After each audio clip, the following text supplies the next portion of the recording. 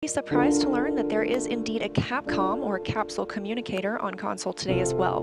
While there are no crew on board, Jay Marshke and other capsule communicators will be training throughout the mission in preparation for Artemis II and beyond.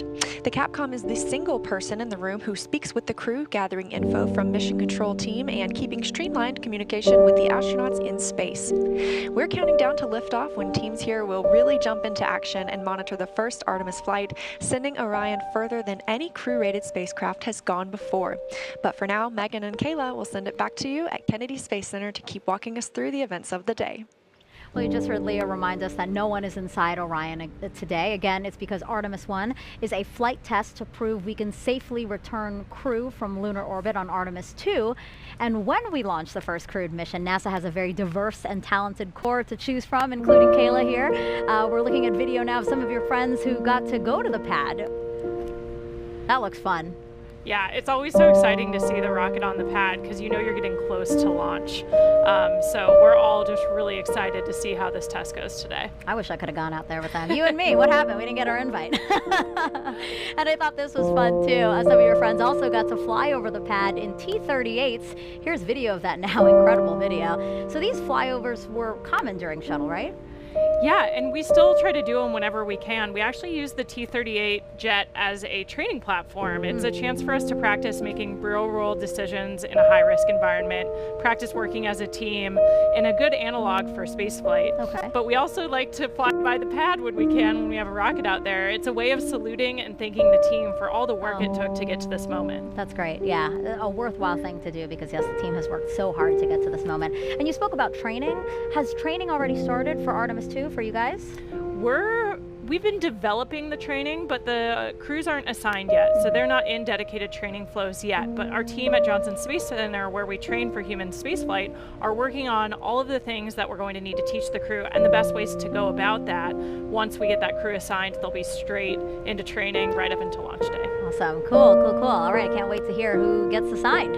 And the absence of crew today doesn't mean Orion is empty. There are plenty of other interesting things flying on Artemis I, including several technology demonstrations and science investigations we're going to show you throughout the broadcast. There are also some mementos like these seeds that we have right here, right, Kayla? Yeah, we have an example of the moon seeds that will be flying as part of this mission today. And the idea actually comes from an Apollo 14 astronaut, Stuart Roosa, who flew seeds with him to the moon, hundreds of them, and then brought them back to Earth. And then they were planted all over the country and the world, and they're called moon trees. And so we're kind of carrying on with that idea on Orion for this launch. Yeah, I love that. And the seeds that are flying on Artemis I, it's going to come back and they're going to distribute it to a number of organizations through NASA's STEM program. So it's really a neat idea. And so these moon seeds are part of what's inside Artemis I's official flight kit, along with more than 10,000 other mementos, like this Apollo 8 commemorative medal you see here, a nod to 1968 when humans first orbited the moon, and a bolt from Apollo 11, 1969, when humans first landed on the moon. Those items are on loan to us from the National Air and Space Museum, and once back on Earth, will be exhibited there, so you can check them out. There are also a variety of flags, pins, and patches like these Artemis I patches that will be distributed to people who contributed to this flight. Now, NASA spacecraft, both crewed and uncrewed, have carried mementos like these since the 1960s. Astronauts are also allowed their own personal flight kits. So I was wondering, what did you bring with you for your Crew 3 mission? I actually brought a couple of examples to show you. The moon seeds inspired me to share that I actually brought some vegetable seeds with awesome. me. So these are kind of fun. They're dragon themed. So I got dragon carrots and dragon beans since awesome. I went up on a SpaceX Crew Dragon vehicle. Sure. And then of course, I think the most important, meaningful thing to all of us is usually pictures of our family and friends. So yeah. Have like a picture family. of me and my family at my sister's wedding. Friends backpacking in Alberta, Canada, and then my in-laws right side up. together on a family vacation. And I also brought some flags, some American flags, and then United States Navy flags since I'm a naval officer. So things like that, I think it's just so human to want to bring stuff with you, right? Souvenirs, who doesn't love that? Yeah, absolutely. But I think for most of us, yeah, pictures of our family and friends, things that connect us back home are the most important. Yeah, 6 months might not not sound like a long time for people, but it is, right? Wouldn't you say? And you're also so far, it's nice to have those tangible things that remind you of home. Absolutely. Yeah, really important for us. Cool, cool. Thank you for bringing those. It was really fun to look at. All right, 1 hour, 27 minutes and counting until launch. And we have our first questions from social media. So let's take a look at the clip here. Kayla, you're going to notice a familiar, handsome face. Hey there, I'm Chris Evans, and I play Buzz Lightyear in Pixar's Lightyear movie. I was wondering, when we fly future Artemis missions with astronauts, how many people can fly on board the Orion capsule at once? My nephew's probably asleep, but he's a big Buzz Lightyear fan, so he's probably going to enjoy watching that question tomorrow. But we can get 4 astronauts in the Orion space capsule.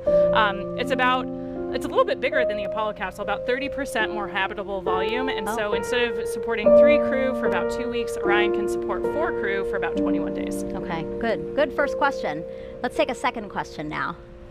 Can a microbiologist be an astronaut? Absolutely, and we already have microbiologists who are astronauts, like my training classmate, Zena Cardman. So yeah, we hire people from all sorts of different backgrounds. All you have to do is have a STEM degree. Beyond that, you can come from any pathway. So some of us are military astronauts like me, either aviation or I'm a submariner, but we have a ton of people from different scientific and engineering communities, including microbiologists. Yeah, I love that it's so diverse, because I think diversity really adds to what you guys can do. Yeah, and those unique perspectives, I think, make us stronger as a team whenever we're tackling a new problem. Having people with different, not only academic backgrounds, but all of these scientists, a lot of them have different field experience. So like Zena worked in some really extreme environments in Antarctica, in caves, doing a lot of her research. So it's not that different than what we're hoping to do at the South Pole of the moon. So these perspectives are really important for us to form the best team that we can. Yeah, that's interesting. All right, I think we have time for one more question, so why don't we pull one up? What is the coolest part about Artemis to you? I mean, I think I can't even quite get my head around how it might feel for the crew to orbit the moon on Artemis II and see it up close. And then, of course, on Artemis III to actually land on the moon and conduct a moonwalk. It's just going to be incredible to have that view back of our home planet. And so just the thought of sending human beings back to the moon, it's just super exciting for all of us. I honestly didn't know how you're going to answer that, because there is so many things to look forward to pinpoint, the thing that you're most excited about. I thought that was going to be a hard question, actually. All right, so great questions. Keep them coming using hashtag Artemis wherever you're watching this broadcast, and keep sending those moon-inspired content too. Again, that's hashtag NASA MoonSnap, and we're going to show some of them later in the broadcast. Okay, 1 hour, 24 minutes and counting until hopefully liftoff of Artemis I, and it's time for another update with NASA's Daryl Nail, who's with the launch team as they were monitoring a leak. Yeah, that's right, Megan. We're inside the firing room number 1 here at the Launch Control Center at the Kennedy Space Center, and currently we have an update on that red crew, which went out to the pad to torque down some bolts on a leaky hydrogen replenish valve for the core stage. And that update is that the red crew has departed the blast danger area. They have completed their work. They got the go at 10 p.m. this evening, 10 p.m. Eastern Time, to go out and conduct work that took roughly an hour from the time they were given the go till the time they left the blast danger area. The technicians, 2 technicians and 1 safety representative, did the work out at the pad on the replenish valve. And now that they are on their way back, the team is now examining the work and whether or not that leak is still there. What we do know is, you may have heard me mention that this put the liquid hydrogen tank into stop flow, and as a result also stopped a required 90-minute engine bleed for the liquid hydrogen side. Teams have come to the conclusion that only a 45-minute bleed is required at this point. They can resume the bleed at the point that they left off, and it'll be enough to meet that requirement for launch. You're looking now at a graphic where we're tracking the core stage fill rate We did this earlier this evening. Took about 4 hours and 20 minutes to fill the core stage. You can see on the left that the core stage liquid oxygen is at 100%. That's the same for the upper stage, and both are in stable replenish. As you can look to the right, though, you can see that we're at 97% for liquid hydrogen. The reason for that is because when we went into stop flow, that means that the replenish was no longer refilling the tank, and that liquid hydrogen was boiling off and draining some of the capacity out of that particular tank. So we've lost some liquid hydrogen. The plan is to resume, of course, the filling of liquid hydrogen, which goes into into the liquid hydrogen tank on the core stage, and then vents out on that flare stack that you see to the right, where excess hydrogen is burned off. That's the latest here from Fire Room 1. Megan, we'll send it back to you. Thank you, Daryl. All right, let's go back inside our Apollo Saturn V Center now with NASA's Dan Hewitt. We last sent humans to the moon using the rocket behind you. Can you show us how we're going back now with Artemis? Absolutely. Thanks, Megan. So Artemis I is going to take us from planet Earth around the moon and all the way back, and I'm going to show you every step of the way. Like every great space mission, it starts with a launch. In this case, 4 RS-25 engines, 2 solid rocket boosters ignite, sending SLS and Orion into the sky. On the way uphill, we'll have a number of jettison events, things coming off the rocket. One of the most visible, these 2 large solid rocket boosters, a little over 2 minutes into flight, will break away. We'll also have the launch abort system come off once we're high enough, and then 3 fairings, which are protecting Orion's capsule and service module during the flight through the thicker parts of the atmosphere. Now, after the core stage has consumed its propellants, we'll hear MECO, main engine cutoff. Those 4 engines will cut off, the core stage will drop away, handing over propulsion duties to this, the interim cryogenic propulsion stage. Its first job is a perigee raise maneuver. Perigee just means the lowest point of your orbit. This will give us a nice circular path for Orion around our planet. While it's there, we can really check the spacecraft out, make sure everything from electrical systems, guidance, navigation, and control, communications are all functioning before we commit it to heading to the moon. And we do that with this, the trans-lunar injection. This will be about an 18-minute firing on today's timeline, and this is done to give us enough energy to get out of low Earth orbit and make our way to the moon. Shortly after that, the ICPS will separate. It'll do a disposal burn, sending it around the moon and into an orbit around the sun. But from there on out, propulsion duties get handed over to the European service module. It's going to make a couple of outbound trajectory correction burns on the way out, critically testing that orbital maneuvering system engine, that large one on the very bottom that's going to be needed when we start making our maneuvers around the moon to get into what's known as distant retrograde orbit, or DRO. To do that, we're going to do the outbound powered flyby, dipping in about 70 or 80 miles off the lunar surface, really pushing with that large engine. That's going to slingshot us around. We're going to do a final orbit insertion maneuver, and then we will be in DRO, distant retrograde orbit, this dotted line right here. Distant, we're about 40,000 miles off the lunar surface, and retrograde because the moon orbits the Earth in a counterclockwise fashion. We're going to be going clockwise, opposite retrograde. It's a very stable orbit, doesn't require a lot of energy to maintain your space there, really lets us put Orion through the paces, learn about using this spacecraft in deep space. But eventually it'll be time to come home. We'll fire up the engines once more, do a departure burn. This is what commits us from departing the moon and heading back home. We'll dip in close to the surface once more for the return powered flyby and execute correction burns on the return transit as we target a splashdown in the Pacific Ocean. Before that happens, the spacecraft separate. The European service module's job is done. It drops away to burn up, revealing the heat shield. This is goal number 1 for this flight, is testing that heat shield at lunar return velocities, because when we hit the upper atmosphere, we're going to be moving more than 20,000 miles an hour, heating that up to more than 5,000 degrees Fahrenheit. So really need to make sure that that can withstand that heat of re-entry. After it makes it through, parachutes deploy, Orion splashes down in the Pacific. A Navy ship and other recovery assets are standing by to pick it up out of the water and bring it in to the first mission in the Artemis program. So that's all still going to unfold. It all starts with launch today, though, so let's get back to the countdown. Over to you, Megan. Our return to the moon would not be possible without our partners across the country and the world. So joining us now is Frank Davina, head of ESA's European Astronaut Center. Good evening to you. Good evening. Well, so I want to ask you, talk to me about Airbus and how that company and ESA contributed to the Orion spacecraft. Well, Airbus is of course the lead manufacturer and integrator of the service module of our Orion capsule, and that will fly to the moon.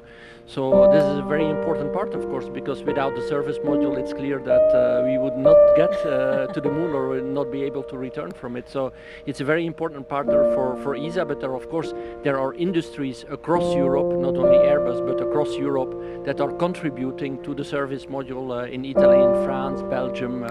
Really, it's a really European project. Yeah. Frank, we've been close partners, NASA and the European Space Agency, for decades now, and partnering on things like the space station, scientific exploration, and of course commercial crew missions. Matthias Maurer, ESA astronaut extraordinaire, was on my crew, Crew 3. Can you tell us a little bit more about what makes these partnerships so important? Well, it's important, these partnerships, because we want to do sustainable exploration of the moon. We want to explore space on a sustainable way. And I think partnerships in that sense are essential. One nation alone, could they do it? The US maybe yes. Europe certainly could not participate to a lunar program by themselves or could not do it by themselves. But I think if we do it as a partnership, we can go a lot further, we can do a lot more. We can leverage technologies, we can leverage talent in all these countries across the globe that can really push the partnership forward. So looking ahead to future Artemis missions, we're going to have ESA astronauts on board those.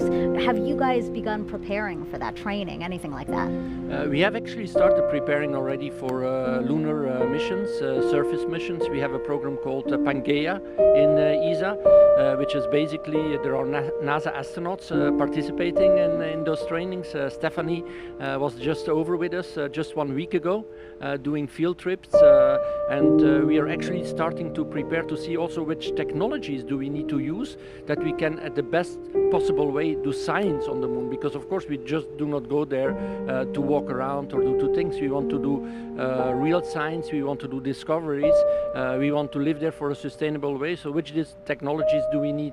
And that we are actually starting already in the European Astronaut Center. We actually started already more than 5 years ago developing this training program. So yes, we are involved again together with our NASA colleagues and colleagues from the international partners to start preparing crew to really do sustainable surface exploration of the moon. Yeah. And you guys are doing more than just crew, right? You guys are contributing to the Artemis programs in other ways? We are contributing to the Artemis program in many ways. Of course, the service module that we will see launching here hopefully today is the biggest part today. But we are looking into a lot of other capabilities. First of all, there is the gateway. That will be a real element to enable the sustainable exploration of the moon. We have the communication system on the gateway, we have the iHab, the habitation module, we have Esprit, which is a refueling module, which is essential if you want to sustain the gateway there for a longer period of time. Of course, you need to be able to refuel the system. So these are essential elements, again, that ESA is providing. We're also providing small technology experiments, radiation, for example, will be very important. We are looking in crew exercise device for the gateway. We are looking into medical systems. So these are also small components, but for the crew that are very important because we need to keep the crew healthy there, of course. You're a great partner. You have so much that you're contributing. We really appreciate it. We have a lot that we can contribute. Thank you. And of course in this ministerial, because we have now our ministerial conference coming up next week, where the big decisions are going to be made for the next decade. And there we will propose a European lander that will bring logistics to the moon. And this logistics capability that will be a big part of the integrated Artemis program will allow us to have European astronauts actually walking on the moon. So that is really interesting for us. Wow, Frank, thank you so much. And we continue to look forward to the contributions that we can make together with this partnership. Thank you so much. Thank you for having me. And good morning to the viewers in Europe. Thank you so much.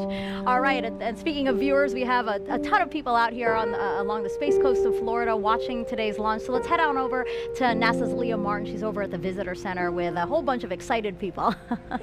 Oh my goodness, Megan. You know, this normally is a time of night that people are winding down and getting ready for bed, but there is not a single person here who has sleep on their mind. Everybody is so excited on the edge of their seat, trading stories, talking about previous launches and being excited for this one. And I'm actually joined here by 3 women who are thrilled to come out and watch tonight's launch. What does it mean to be out here and see this historic launch tonight? It's an amazing moment. I grew up on the Space Coast watching launches, and so to be out here tonight, it's incredible. It's an amazing feeling to be out with all of these people celebrating, and we're super excited to be here. And Isabel, I know that you said that you have been having your eyes on this launch. You've been watching on the previous attempts. What does it mean for you to be here tonight? Well, yeah, this is our 3rd attempt here. We were here for the 1st and 2nd here at Banana Creek, so we're really excited. The energy out here is electrifying, and we can't wait to see this thing go off. Now, this is the first of a series of missions that are becoming increasingly more complex. What are you most excited about for the Artemis missions? Leah, I am so excited to be here. I just feel so honored because, as you know, this isn't just a momentous launch for humanity as a whole. It's so important for gender and cultural minorities across the globe because Artemis is landing the first woman and the first person of color on the surface of the moon. This is this generation's Apollo. And so all of the people who didn't have the opportunity to live through Apollo and be inspired by that have the opportunity today to witness it. And I'm just so grateful to be here. I can't wait to see the positive impact. One more question. This is going to be something that you guys, I'm sure, will remember for your entire lives. How are you marking this? Do you have any special plans of capturing these memories and being able to pass them on to, people in your life? Well, my son is growing up here. I didn't grow up here, and so he's going to grow up here on the Space Coast, and I just can't wait for him to just grow up with the Artemis missions. Well, Megan, we're out here. We have our eye to the sky, and we can't wait to see it go. Back to you. Really great interviews, and wow, I saw that drone shot that we had showing all of the bleachers filled with people there to watch the launch. That was incredible. If you're just joining us, welcome to NASA's live launch coverage of Artemis I, our return to the moon in almost 50 years. I'm NASA's Megan Cruz, and this is NASA astronaut Kayla Barron, who flew on NASA's SpaceX Crew 3 mission and returned home earlier this year after living and working on the International Space Station for about 6 months. I gotta ask you, how was that experience? It was incredible. We had such an amazing time up there. The Expedition 66 crew was awesome. I've been saying since I got back that we're the happiest crew in the history of the space station, and nobody's been able to really challenge me on that yet. You guys look very happy in that photo. Oh man, we were just like a family up there executing an incredible mission. Some amazing science experiments. We got to do 3 spacewalks. It was just, you couldn't have planned a perfect first mission for me, Matthias, and Raja, and of course our veterans up there, Mark and Tom. It was amazing. We had an incredible time. Yeah. Wow, look at that photo of you in the cupola. That is amazing. Yeah, the views are beautiful. It's just like every time you look out the window, it takes your breath away. Wow. And now here you are adding some valuable insight into Artemis I. This is our 3rd opportunity to launch NASA's brand new Space Launch System rocket and Orion spacecraft. This is an uncrewed flight test to pave the way for future crewed missions, starting with Artemis II. And Kayla, you could be chosen to fly on some of those future missions. How does that make you feel? Honestly, it's a little unbelievable to me. I could barely imagine what it'd be like to go to the space station until I did it. And just thinking about what it would be like to look back at the Earth from orbit around the moon or even standing on the moon kind of blows my mind. Wow. So yeah, it's hard to even imagine that that's true, but it's a really special time to be at NASA and an even more special time to be in the astronaut office. Yeah, that's a beautiful picture of you seeing the moon, right? Yeah, that's sort of a moon spotting adventure there. I've got binoculars. One thing that's really cool about seeing stars and the moon from orbit is you're not looking at them through the atmosphere. So you get these very clear views. Oh. And the moon is always super spherical. You never get these sort of slices that look kind of flat from Earth. Up there, you see it in 3D, it feels like. Wow. So yeah, I think we all sort of fall in love with the moon from space in a whole new way. Yeah. Well, today's launch attempt comes amid a very busy year for us at NASA. Some of the highlights include 2 more commercial crew launches with SpaceX, Crew 4 in April, you're seeing there, and Crew 5 last month. In May, NASA and Boeing flew OFT-2, the second uncrewed flight test of the Starliner capsule. The goal is to certify the capsule for regular flights to the International Space Station after a crewed flight test next year. In July, we released the first images captured by our James Webb Space Telescope, and wow, they are magnificent. Pictures like these could help us answer some of astronomy's biggest questions about how our universe began. And then in September, we intentionally slammed the DART spacecraft into asteroid Dimorphos and successfully changed its course. The asteroid wasn't headed for Earth, that's important to say, but the test was to show that we could defend our planet if needed. And recently, 2 other missions that benefit the Artemis program. Last week, we tested a new inflatable heat shield that could help us eventually land humans on Mars. And just 2 days ago, Capstone arrived at its intended orbit around the moon. The small satellite launched from New Zealand in June and will now test the unique lunar orbit for a future space station there. You heard us talk about a gateway. Now, Kayla, what do you think about all that NASA is accomplishing? I mean, those are all just amazing examples Right? of why it's such a cool time to be part of human spaceflight and the larger space program. We're learning so much, not only about our home planet, but our galaxy and the universe. Like those James Webb images just capture my imagination every time they release a new set. Yes. And so we have a lot going on and a lot to be excited about right now. I hope people are following along for it because it is truly great, and we want people to share along with that. So, all right, 1 hour, 6 minutes and counting from liftoff of Artemis I. Let's head back to the Launch Control Center with Daryl Nail. Yeah, thanks, Megan. And so we get an update for you now. The Red Crew, of course, completed its work on torquing down the bolts for that replenish valve on the core stage hydrogen side. And now we are back in replenish for core stage hydrogen, which is good news. The team now looking to work on that upper stage, and we understand for the update to the NASA test director, they just informed the NTD that they can start getting back the flow on the upper stage as well. It went into a stop flow roughly around 10 p.m. Eastern time after a leak was detected. You can see the core stage status there. The liquid oxygen side is in stable replenish, both for the core stage and the upper stage of the rocket. Over on the right side, you can see we've lost some hydrogen since going into a stop flow that allowed some liquid hydrogen to boil off during about an hour or so while a Red Crew was sent out to the launch pad to make repairs. Now, the hydrogen bleed for the engines was reestablished, and it looks like the team is back on track to recover that after a stop flow halted the bleed. They are required to bleed that liquid hydrogen through the RS-25 engines for 90 minutes, but they're picking up where they left off, and that appears to be on track. In the meantime, we've had an update from the range. The range has informed the NASA test director that currently at the moment, if we were to launch now, they are no-go due to the loss of signal on a radar site. That's currently being worked right now. Again, the range advising the NASA test director that they are no-go. The range is not clear for launch until they remedy that issue on their radar site. And so we're also tracking that. In the meantime, we started this at 3:23 p.m. Eastern Time. Got the core stage tanked in about 4 hours and 23 minutes, and now looking to get everything back on track to try to make that launch window at 1:04 a.m. Eastern Time, which has a 2-hour window associated with it, all the way to 3 a.m. Eastern Time. That's the latest from the firing room. Megan, back to you. Thank you, Daryl. Now, there may not be astronauts aboard the Orion spacecraft for this flight test, but there are some passengers there with very important missions. Inside the Orion spacecraft, as we fly around the moon, we have some cool experiments going on to help us understand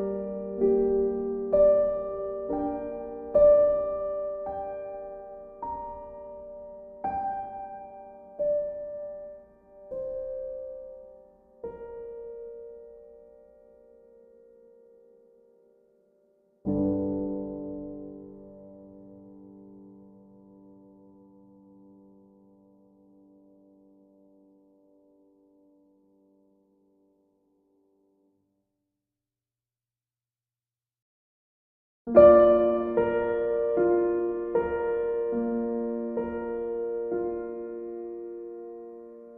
me a sense of pride, really, to just remember that our country continues to lead our nation in space exploration. And as such, the White House is closely watching this historic launch. Earlier this year, Vice President Kamala Harris came down to Kennedy Space Center and met with NASA leadership as well as astronauts. She also toured our facilities where teams are working on hardware for future Artemis missions. Before leaving, she signed a piece of the Orion spacecraft that will fly on Artemis III. She's doing it right there, which will return astronauts to the lunar surface. Okay, Kayla, time for more social questions. So let's take the first one. You know now the drill. It's going to be a celebrity question, so let's take that. Hey guys, I'm Jack Black, and I'm super excited for the Artemis I launch today. I was part of a little movie called Apollo 10½, A Space-Age Childhood, and I have a few burning queries. Question the first. How is Artemis different than Apollo?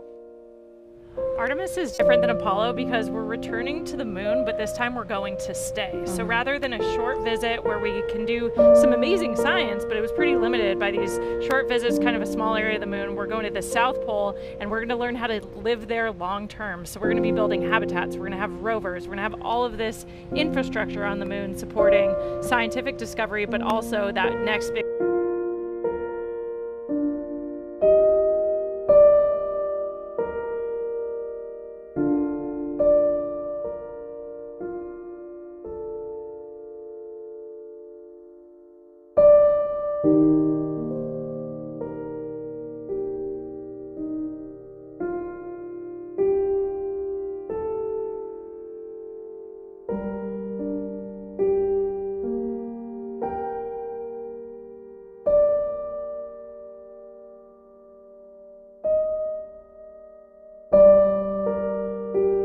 step to Mars. I love seeing celebrities also take part and ask questions because it really shows that this is something that's captivating a lot of people. So that was really fun to see Jack Black. Also, query the first. That was funny. All right, let's go to the second question. How does it feel in space? Being in space is amazing. I mean, for us launching to orbit around the Earth and then go to the space station where I just was for 6 months, we're in an apparent microgravity environment. So for us, it feels like we're weightless, like we're floating. So you have to relearn how to live and work in that space. But once you get used to it, it's a lot of fun. Yeah, we were just talking, Jessica Watkins, another NASA astronaut, was just here. And she was saying that actually when you came back on Earth, that was an adjustment as well because you got so used to living on the space station. Yeah, the transition home was actually a lot harder for me than the transition up there because our vestibular systems kind of remap. We start ignoring all the sensors in our inner ear that tell us how our bodies are moving because the space environment is so strange, but we really need that on Earth to balance and control our bodies. Sure. So when we get back, it takes a couple of days before we feel comfortable again. Really interesting. Thanks so much for those. Okay, so we are 10 minutes until the opening of our 2-hour launch window today. So why don't we head back over to Daryl. Daryl, tell us what's happening now. Yeah, Megan, we actually have about 10 minutes before we go into a half-hour hold. That half-hour hold is part of the L clock, and what you see on your monitor right now, I believe, is the T clock. So in about 10 minutes, we'll hold for a half hour, and currently the launch team is trying to evaluate how much of a delay may result from some issues that we've been facing over the past hour. Just to recap those, we had a leak in a replenish valve on the mobile launcher that feeds into liquid hydrogen core stage tank. That's been resolved. The leak has been fixed, and we're moving forward. Currently, the upper stage of the rocket for liquid hydrogen is roughly 78% at the moment. So that is tracking. Progress continues there. The core stage has been topped off, and now both liquid oxygen and liquid hydrogen are 100%, along with the upper stage of the liquid hydrogen side of the equation. So we're just waiting on the complete tanking of the upper stage liquid hydrogen. Now, with regards to the range issue that we had, we just got an update from the range. The 45th Space Wing officer reporting in to the NASA test director that the Ethernet switch has been replaced.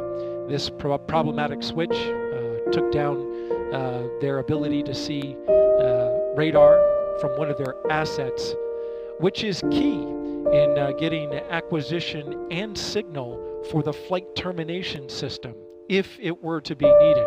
Of course, this is a critical system that has to be tested before we can launch.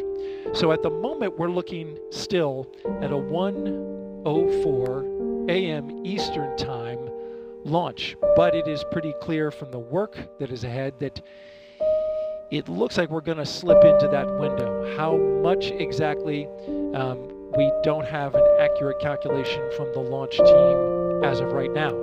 But of course, we're anticipating that. So for the moment, you see on your clock now,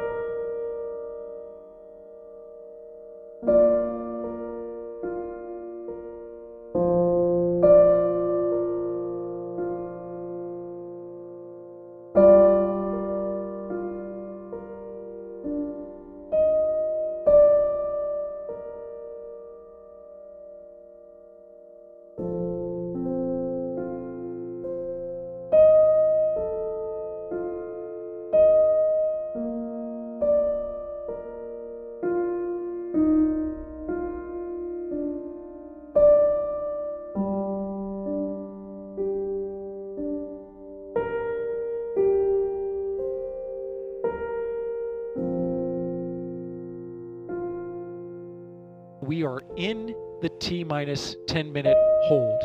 We just entered that, and now roughly we're looking at 28 minutes to resume terminal count. The launch team will assess what work needs to be done, how that syncs up with the range getting back online with their equipment, and then we should have a new T0 for you soon. That's the latest from Firing Room 1 here at the Kennedy Space Center. Megan, back to you. So things are obviously still very dynamic. We're going to come back to Daryl as much as possible. Now, to understand where we are going, we have to know where we have been. To do that, we spoke to some of the special few who walked on the moon and those who sent them. We choose to go to the moon in this decade and do the other things, not because they are easy, but because they are hard.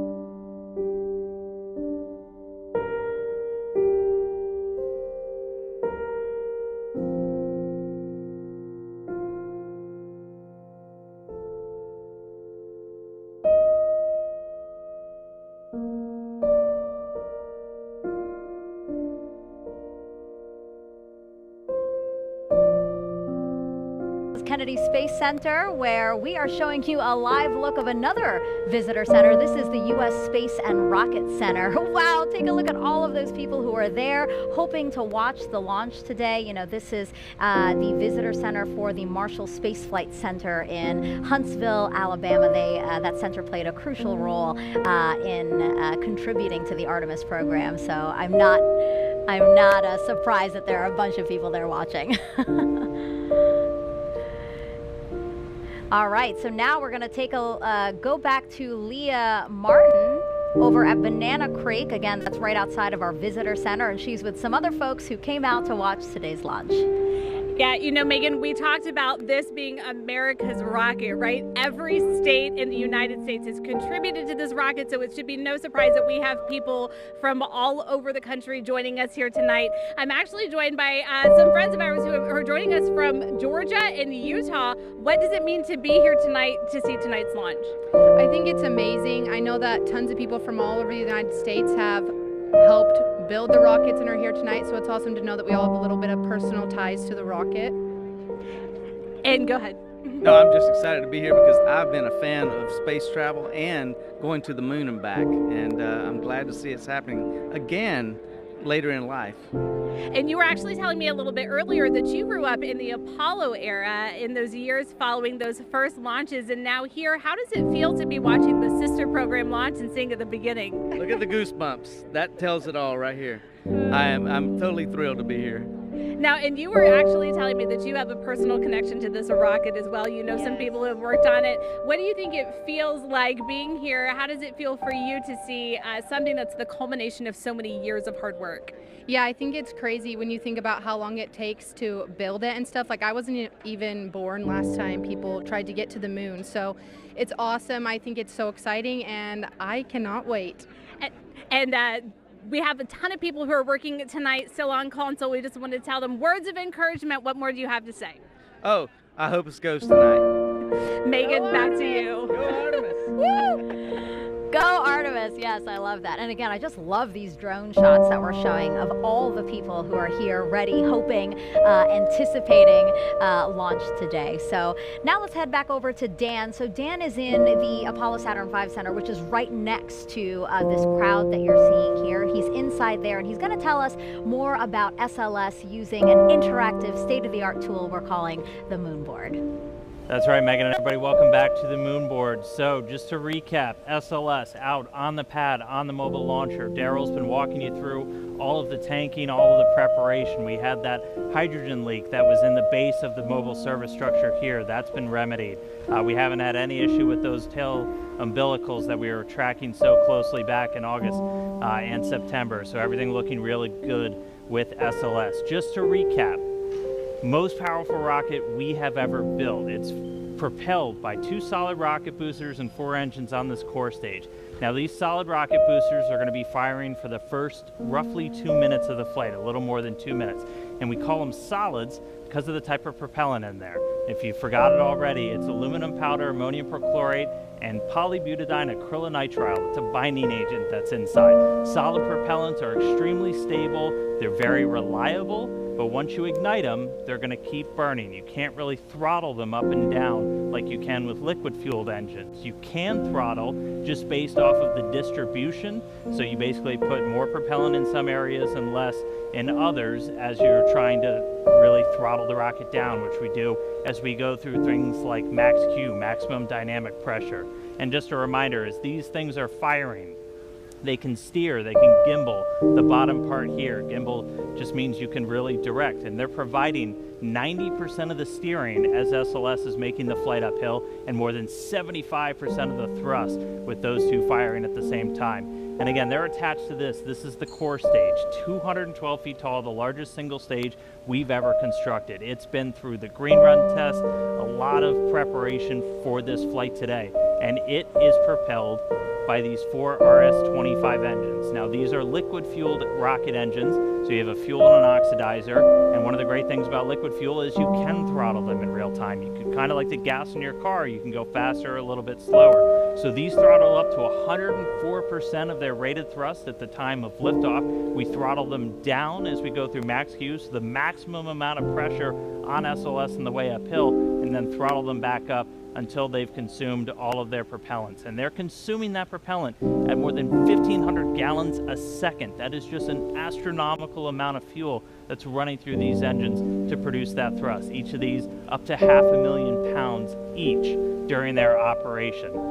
And of all the different components, we've got this engine block section down here. You have all of the associated plumbing, everything to feed those propellants down to these engines. You also have these two attachment points here, and that's where we actually tank the SLS rocket. So a lot of focus on those in the previous attempts. They've cooperated spectacularly so far today, and we've been able to fully tank this core stage. And a reminder, you have a fuel, about 500,000 gallons right here of liquid hydrogen, and then an oxidizer. You need those two together, and then an ignition source. That's what gives you your reaction, your thrust, your basically controlled explosion that then comes out of those rocket engines. So fully tanked, these are cryogenic fuels, hundreds of degrees below zero, so we've got a spray-on insulation across the entire vehicle. As it's sitting out there in the Florida air, it's a little bit warm tonight, but we need to keep those hundreds of degrees below zero. It takes a lot of energy to do that, so the less you have to use to keep them cold,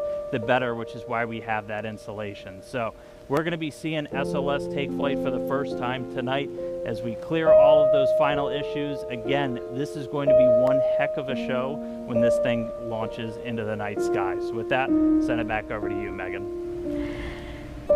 If you're just joining us, welcome to NASA's Kennedy Space Center for live launch coverage of Artemis I.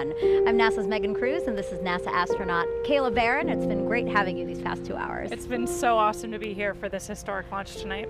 So right now we are awaiting a new T0. The launch team had to work through some issues, and they're doing a great job at working through those issues. So now we're just waiting to see a new T0, since we had been aiming for the top of the launch window, which opened does open at 1:04 a.m. Eastern Time. Now today's a big deal.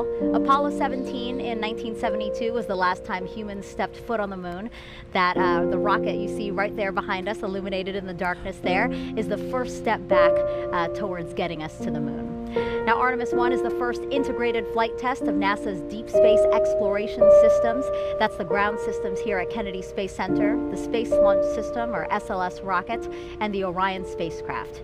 We will send an uncrewed Orion spacecraft farther beyond the moon than any of the Apollo missions before it. For Artemis II, Orion will have astronauts on board as it orbits the moon. Then future Artemis missions will land the first woman and first person of color on the surface of the moon. So Kayla, why do we want to go back to the moon? The moon's a super interesting place to study. It can tell us a lot about the Earth, its own formation, but also more about our solar system. And we also want to return, this time in an international partnership, for a permanent presence on the lunar surface that'll teach us everything we need to know to travel onto Mars. And what about for you? I mean, you have the possibility of maybe being selected for those future missions, because the Artemis program can choose from any of you guys, any of the NASA astronauts. It's a crazy time to be a NASA astronaut and even imagine that that could be real. I think we're all just honored to be a part of the team that's doing this. We're just a small representation of all of the amazing human beings around the world that it takes to do something as audacious as returning to the moon, learning what we need to go onto Mars. So we're just all excited to support the program in any way we can. But of course, a ride to the moon would be incredible. So Yeah. I think we're all just dreaming about those moonwalks. Now, since Artemis I is setting the stage for those future crewed missions, is there anything in particular about this 26-day mission that you will be watching? Is it re-entry? Yeah, you know, we've mentioned that a few times throughout the broadcast tonight. The re-entry is a really important part of the flight, of course, and the heat shield, we're interested in seeing how it performs in real life. We tested it on the ground, but Orion's going to be coming in faster and hotter than any human-rated spacecraft in history. And so we really want to see how the heat shield performs and make sure all the systems can keep the crew safe for that dynamic event. Yeah, we'll all be watching for that too. It's not just about the launch, a 26-day mission, as we said, so we'll be keeping watch over the entire mission. Our workforce now is very different from what it was during the Apollo era.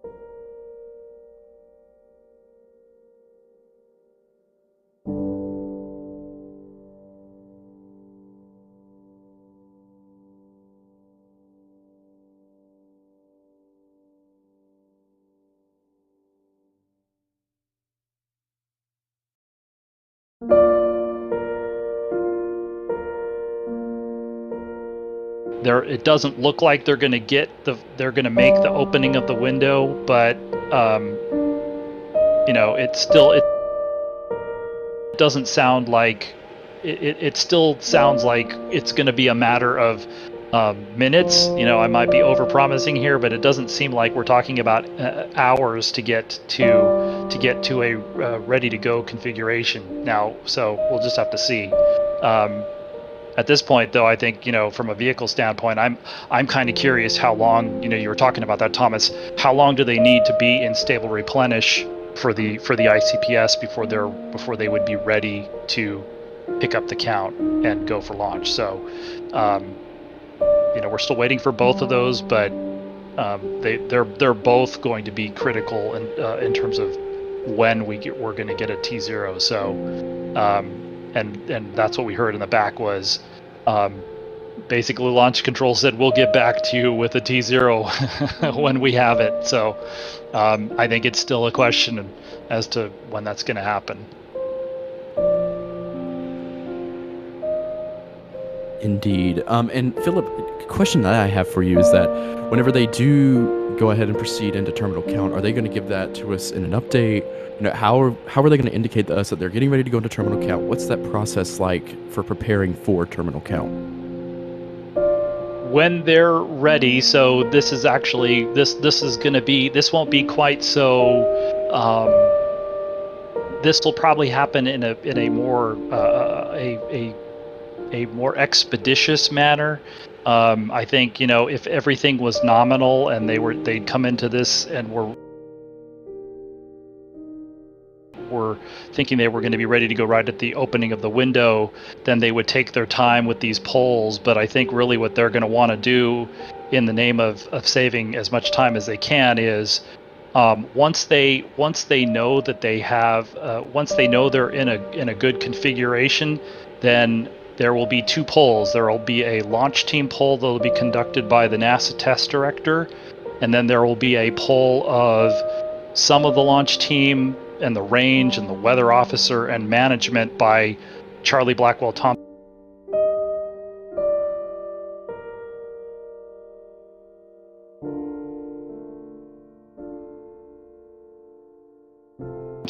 Who's the launch director, and we'll be listening for that second poll, because if everybody is go in her poll, then she will give the final go to launch the vehicle, and once she does that, they will pick up the count at 10 minutes.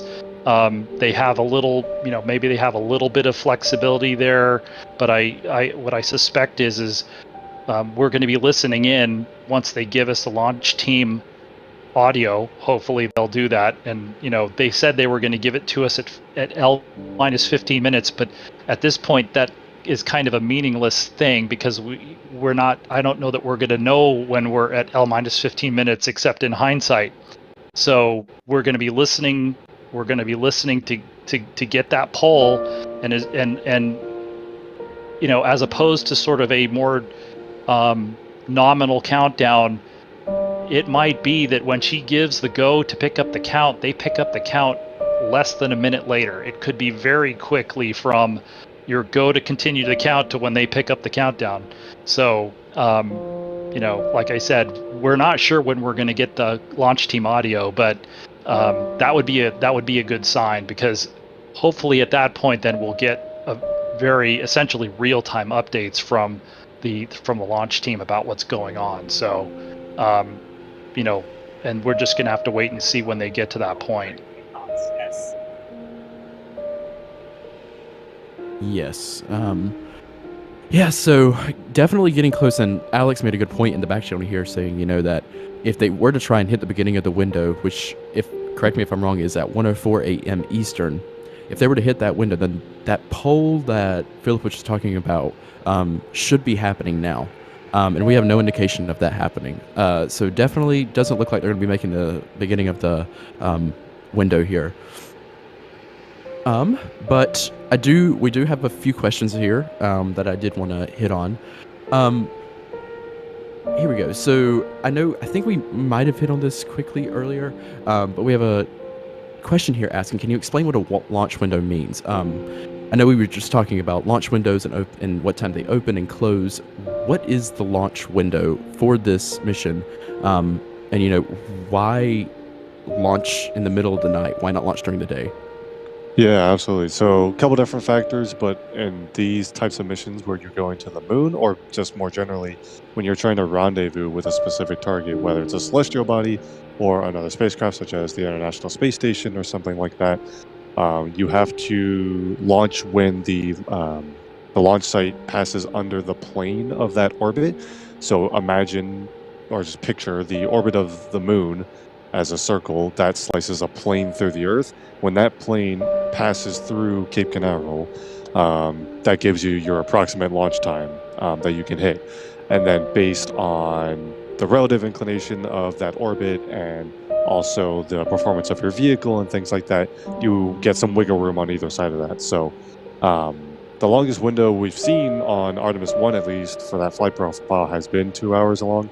And the bulk of the launch opportunities in a given launch period are 2 hours. Although if you look at the launch times for other launch opportunities later in the window, not all of the windows are exactly 2 hours. But either way, it comes down to vehicle performance, comes down to where you're going.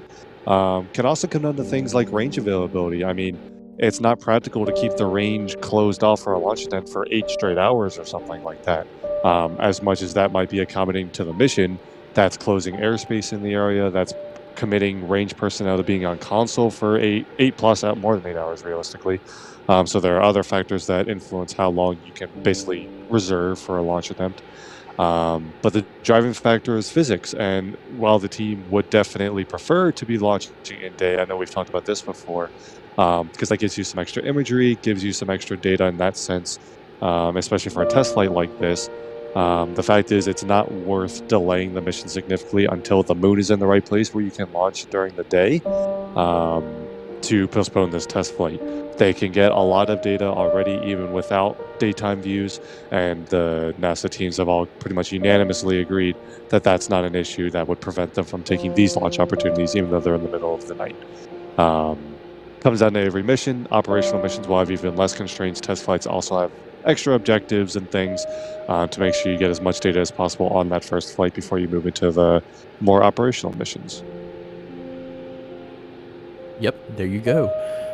And it does look like we have an update here given to us in the back channel that upper stage, which is that ICPS, liquid hydrogen is now topping. Also, the range safety officer is testing the flight termination system, which is that system that will terminate the rocket during ascent if anything were to go wrong. And then one more thing, the launch team is currently determining a new launch time for the rocket. So, of course, we've had those delays that have pushed back the launch into the window, but it looks like they're they might be getting ready to figure out when they're actually going to launch this thing, which is super, super, super exciting. Going to keep it going here with some questions. A good, interesting one. I know we had it up on the screen a few minutes ago, but Jay asking, what is the advantage of a mobile launch tower rather than a fixed service structure at the pad? Of course, SLS rolled out with that mobile launch tower, which is that tall tower behind it. But during the Saturn V era, Philip, I know that there was a fixed tower, or actually, no, there wasn't. But during the shuttle era, excuse me, there was a fixed service structure at the pad. Why did they opt to do that with SLS? I mean, I think it's, I think it, part of the reason is, you know, looking at just, you want to minimize the amount of time. You see this with with other service providers, and the SpaceX is kind of flexible, but you know, they have you know, depending on which pad. So pad, you know, 39A, they have a fixed service tower there, but it's probably used mostly for just mostly just for crew access.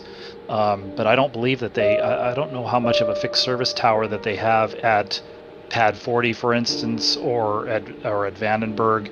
And so the thing about having a large tower that's out at the pad all the time is you have to keep service and maintenance on it, and it's out in that salt spray 365 days of the year, and there isn't that much of a reason to do the checkout and maintenance of a rocket outside. And so they were really hoping with this vehicle, and I know we have a launch control update coming here, but the idea is for this, they wanted this vehicle, they wanted to test and check it out in the VAB, roll it out and launch it. And so it's taking them a long time for this one, but eventually they are they would like to be getting to a point where they're basically only out at the pad for about a week. And so basically they're just, launch controls confirming that they aren't going to make the opening of the window, because we passed that point now by a couple of minutes. And so they are, you know, obviously going to stay. They're going to keep the clock holding at T-minus 10 minutes, and they're still estimating how long it's going to take. Upper stage being in topping means that they're very close to getting into replenish, and then it's a question of how long they need to stay in replenish. And then again, they're testing that range system that transmits the commands to the flight termination system. And so it's just a question of how long is it going to take to finish, you know, get the ICPS ready, and how long it takes to finish and get the range computers ready. So we're waiting to hear. I guess we're still waiting to hear. When they say they're extending the hold, that means that they don't know what the new T0 time is yet, so we're still waiting to see how long it's going to take. But just again to remind everybody, we have 2 hours, so the launch window runs from 1:04 a.m. Eastern to 3:04 a.m. Eastern. So we haven't reached the T0 time yet, but they would have to pick up the clock 10 minutes before that. But we still have 1 hour and 57 minutes of window to work with here, and so they can launch anytime all the way up to 3:04 a.m. Eastern, which is 8:04 a.m. UTC.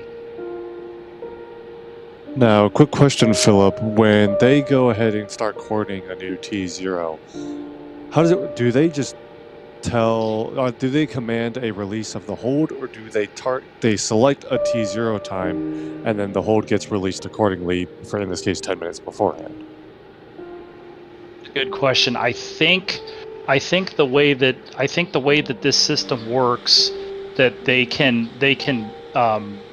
put in a resume time for the ground launch sequencer, which is going to be controlling most of the final 10 minutes of the count, because what happens is down at 33 seconds when they do that handoff,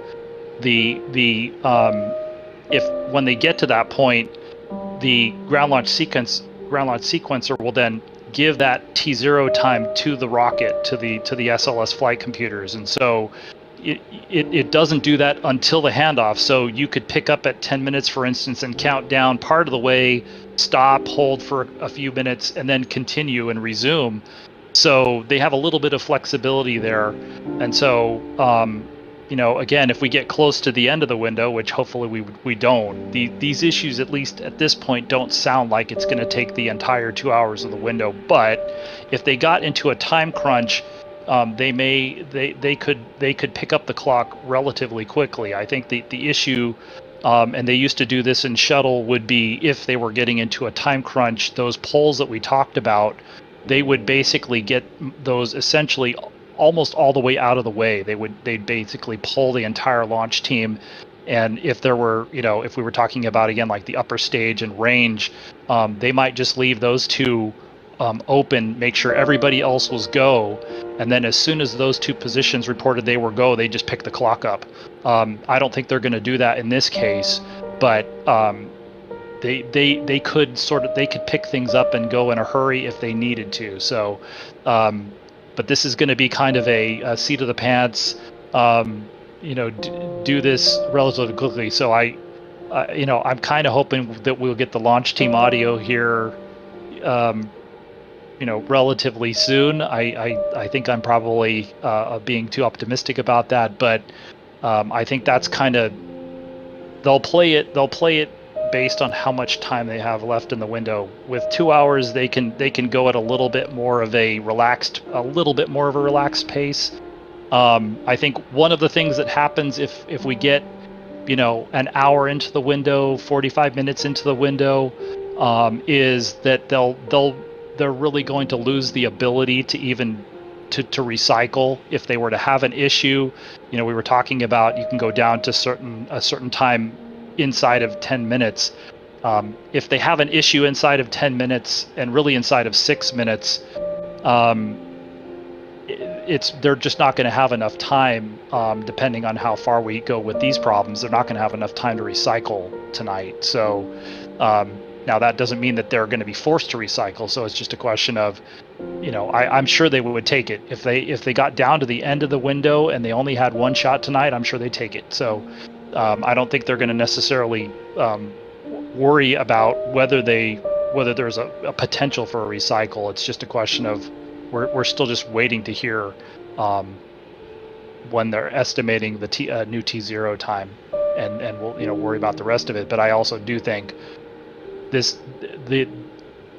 what they have left to do in terms of polls and things like that before they pick up the clock, they're probably not going to waste a whole lot of time on that. They're going to try and do that as quickly as they can. Yeah, the other factor to put into all of this, and this would have been some information that the team would have actually received yesterday, I believe, is launch cutouts. They have times throughout this 2-hour window where that's a good point. There are collision on launch assessments, or COLA window, where basically the launch trajectory would take some parts of the spacecraft too close to vehicles that are already on orbit. Most of those cutouts last, like a second or two, because things moving at orbital velocity get out of the way pretty quickly. For things that are larger or higher risk, such as the International Space Station, sometimes a COLA window can last a minute or two. They're pretty small cutouts, and there's only a handful of them throughout the window. So when they're looking at new T0, they will not only evaluate the readiness of the vehicle and the teams to pick up the countdown, but they'll also see, okay, if we're going to get ready to be resuming here, when we reach T0, are we in a COLA cutout? And obviously, if they are, they'll just push it till after that cutout window. So they'll check those as well. Right, and I believe actually that they have the capability in the software to load all of those COLAs into the software. We were told, I think there were something on the order of about 56 of them, and like you said, they range from a couple seconds to maybe a minute in duration. But they can load those into the ground launch sequencer such that if they wanted to pick up the clock, they could basically put that command in, and then the software would figure out when's the next possible time I could pick up. So, if you were to have some COLAs kind of stacked up in a short period of time, like within a 10-minute space of time, then they will obviously they will work with that.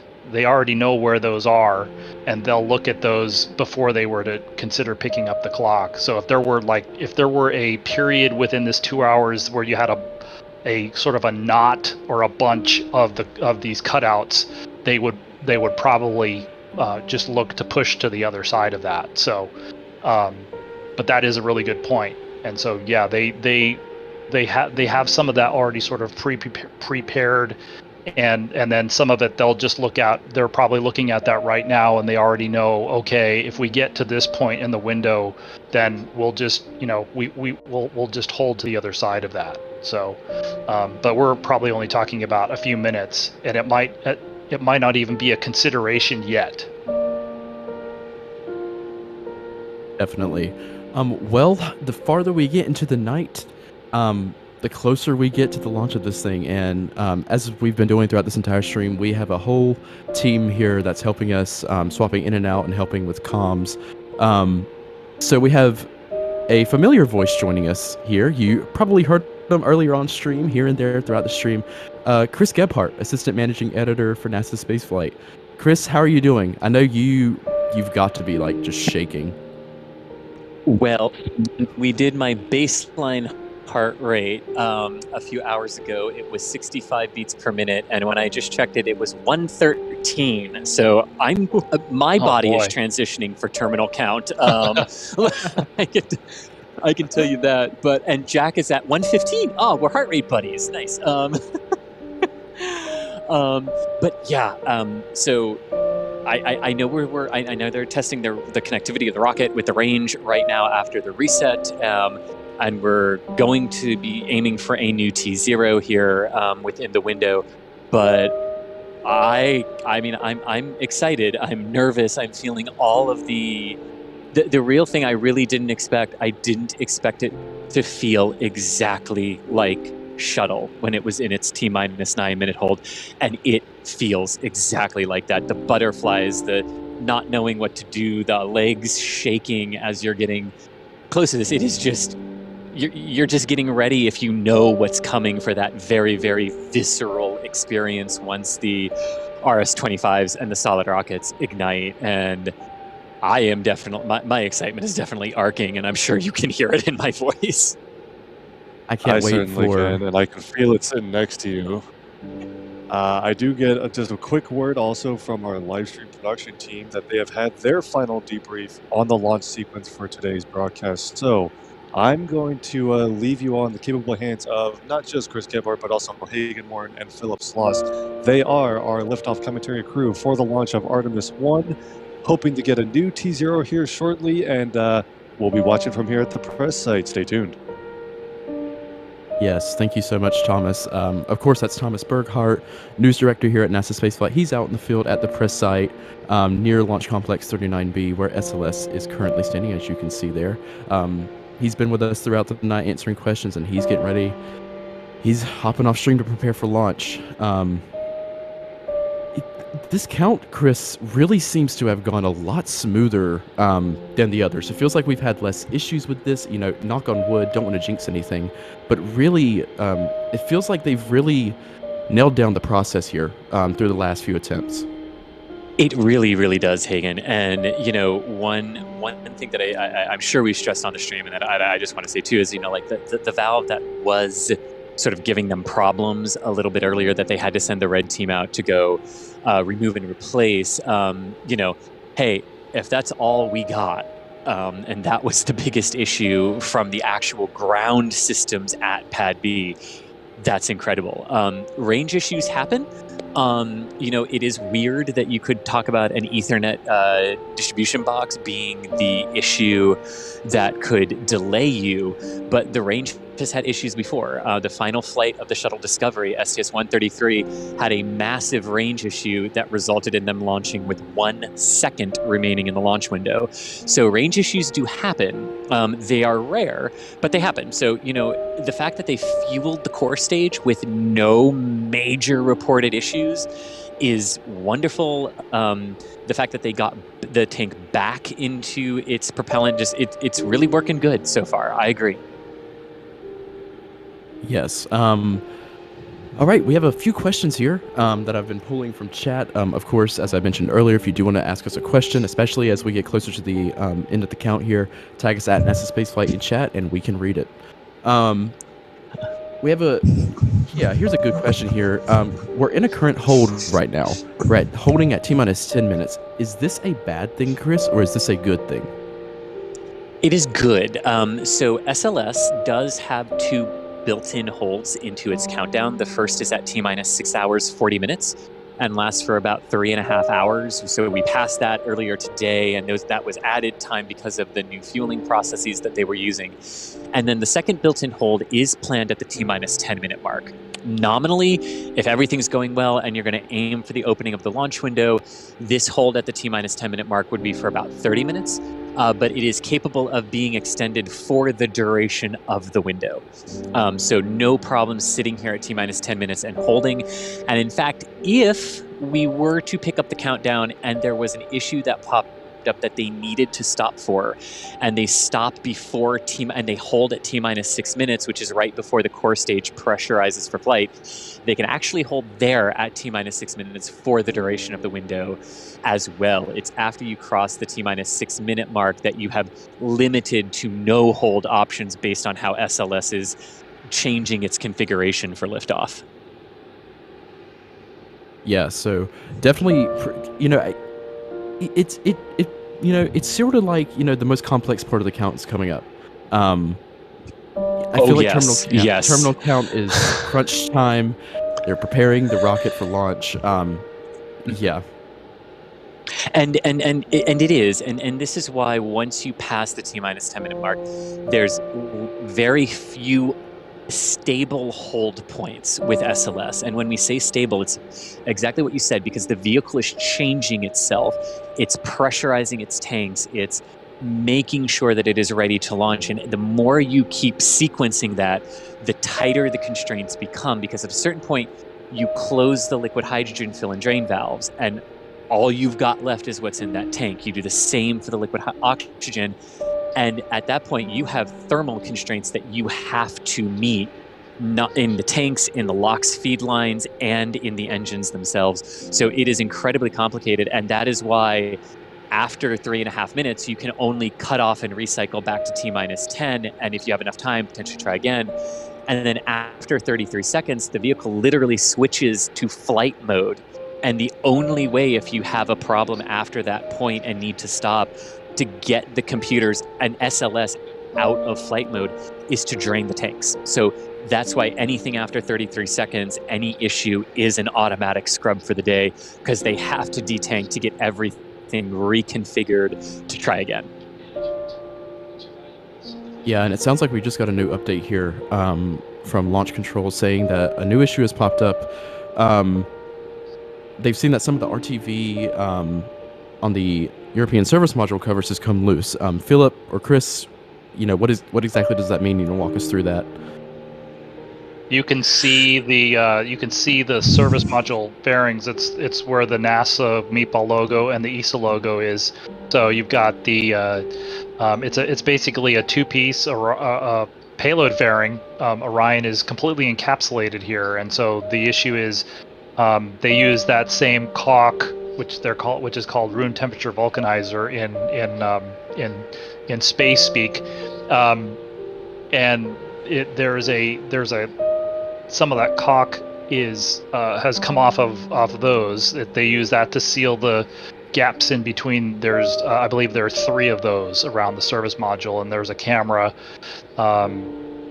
There's a sensor that came loose, and so there's a little bit of a debris issue, and apparently there's another issue with the sensor. So I guess they're still looking at that. We'll see if Alex or Adrian has anything to add about that. They're listening to the commentary, but I'm not sure. It didn't sound like it. Have they cleared it yet, Chris? Actually, stand by. Adrian is typing. Yes. So Adrian says that according to the update, they did an analysis on the trajectory again on those parts. There is no ongoing concern about that. is the update that we were fed here. So sounds like something they're going to discuss, and discuss the rationale just to make sure they've got it, but that the previous trajectory analysis seems to support that we're okay from that standpoint. Right. Well, and so they've got some extra time to talk about that while they're waiting for waiting for these other two things to get completely ready to go. Exactly right, Philip. Sometimes your issues collaborate to make it easier for you. Right. Yeah. It sounds like the integration console is busy tonight, but I don't think they would have expected anything else for the first launch of this vehicle. So they're working at least these 3 issues at this point, and there may be some other minor ones, but yeah. And then according to we're still waiting for a new T0 time. Then it sounds like. And that's exactly what we are being told, is that basically where we are now, again, in the count, and the process is that they are evaluating the work that still needs to happen to establish the new T0. And then after that, buckle up, folks, after that is the go, no go poll. We might actually reach the go, no go poll for SLS tonight. And a new T0 has been set for 1:45 a.m., which is the no earlier than. It's not the official T0, but it's the earliest that they could potentially go if they get the go, if the polls are correct and everything like that. So that is the launch team's rough calculation of when SLS might be ready at the end of its terminal count here. But we will wait for that to become official. But the thinking right now from the launch team is 1:45 is the no earlier than target. Right, which is about 30 minutes from now. And, if you're looking at kind of how you get to there, that means that they would need to pick up the clock at 1:35, which is about 20 minutes from now, which means that in the space of the next 20 minutes, they need to get make sure they're ready to go for these 3 problems, and then do all the polls. So, even though that seems like a long time, 30 minutes, they got to get quite a bit of tasks done in that period of time. Yes. So, and 20 minutes can evaporate quickly when you're trying to do all of that. Right. Yeah. And as they were saying, that's an estimate, and I think I don't know if that was an exact quote from Launch Control, but it's being underlined that that's a no earlier than T0 time. And of course, that meaning that they cannot launch at any point before 1:45 a.m. Right. It's unlikely that they'd be able to go earlier than that. Yeah. So, progressing through the count here, it's good that we're getting a net T0 at least, better than no T0. So we're working towards it. They're definitely working hard up there at Launch Control. Here, okay. So gonna keep on pulling some questions here while we do wait for that poll. Here we go. We have a question here asking about test dummies and sensors on board. Well, the Moonikins. Yes. Oh, there you go. I was blanking on what the name was. The Moonikins. So we have a question here saying, can you talk about the technology involved in the test dummies, or the Moonikins, to monitor the effects of launch? How many Gs will they experience? How will they deal with radiation? Is that all things that they're going to be studying with these? Yeah, actually, question asked and question answered within the question there. That's a really great question, and you hit the nail on the head. The Moonikins, the mannequins, crash test dummies, whatever you want to call them, they have accelerometers on them to measure G-forces, not just in the upward velocity, but also laterally, side to side, as the vehicle is going to encounter those things that it has to account for as it ascends through the dense lower atmosphere. And then, of course, once you shoot Orion past the Van Allen radiation belts, they've got to go through that radiation environment, and then they've got to get to the part of space that isn't as protected as we are here on the ground because of Earth's magnetosphere. So those are the two main things that the Moonikins are in there for.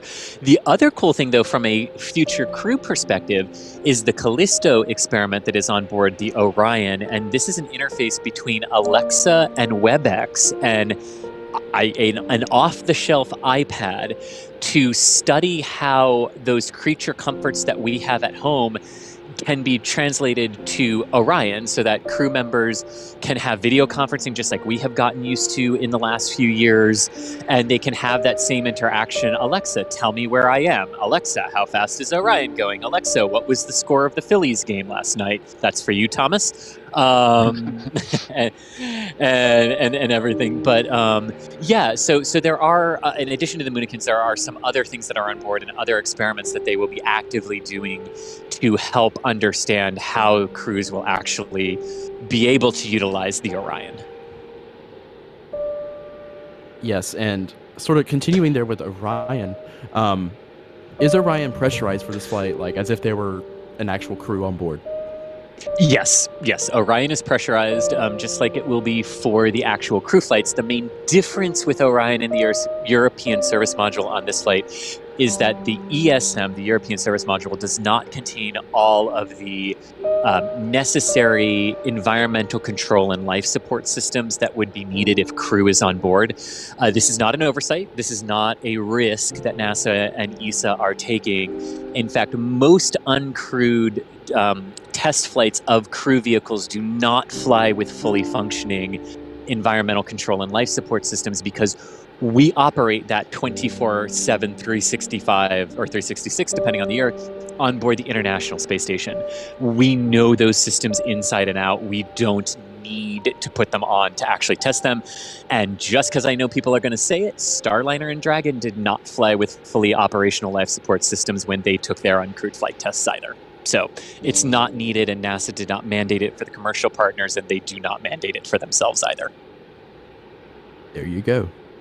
And I just want to, and we have a question about this now that we have it on screen right here. On your right screen right there, you see those gray circles on that interstage between the ICPS and the core stage. We have a question here asking, what exactly are those? You know, what purpose do they serve for the vehicle? Oh, the black and white checkerboard markings? Not quite. Look on that interstage there. There's these 4 gray circles you can see on that. There's a bunch of. They're basically their flight. There are a bunch of access doors on the vehicle, and specifically on the launch vehicle stage adapter, and those are basically flight doors with a special kind of thermal protection. It's a little different than just based on looking at different color.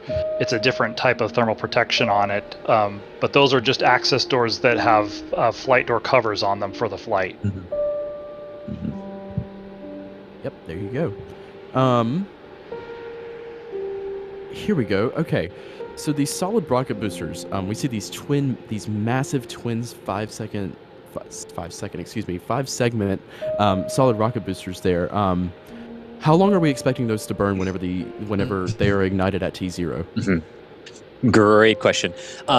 Roughly 2 minutes and 5 seconds. And I say roughly because their exact burn time is dependent on the ambient temperature, how fast they actually burn, and when the chamber pressures in both of them go under 50 psi, that is what starts to trigger the systems to say, okay, their thrust is tailing off and they're ready for separation. In the shuttle era, they separated anywhere from 2 minutes 1 second to 2 minutes 12 seconds, and it was really just dependent on their day of performance. So that's sort of the range that we're expecting, but they will burn for the exact same rough amount of time as the shuttle solids, because even though there's an added 5th segment, when you add a segment to a solid rocket booster, it increases the overall thrust of the booster, but the burn time is actually a function of the diameter of the boosters and how much propellant from a diameter perspective is in there. So simply adding a segment does not actually increase the burn time, it just increases the thrust. Cool. Chris, I have a question for you here. I feel like you're fairly familiar with geography. We have a question here asking, will I be able to see the launch from Quebec up in Canada? I wish our Canadian friends would be able to see this, but unfortunately, no.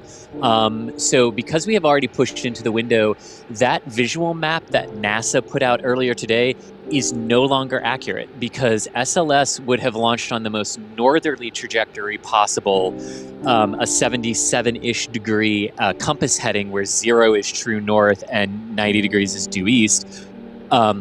She would have launched at about a 77-degree inclination, which would have taken her slightly up the eastern seaboards to the Carolinas, and maybe southern parts of Virginia might have been able to see it. But as we march through the countdown, that compass heading gets closer and closer to due east.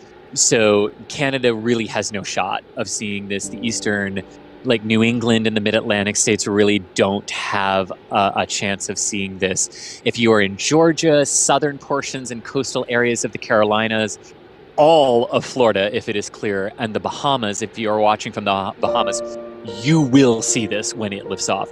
And if you are in Florida, just aim yourself in the general direction of the Kennedy Space Center and look for the giant sun rising at 2 o'clock in the morning, basically. So cool.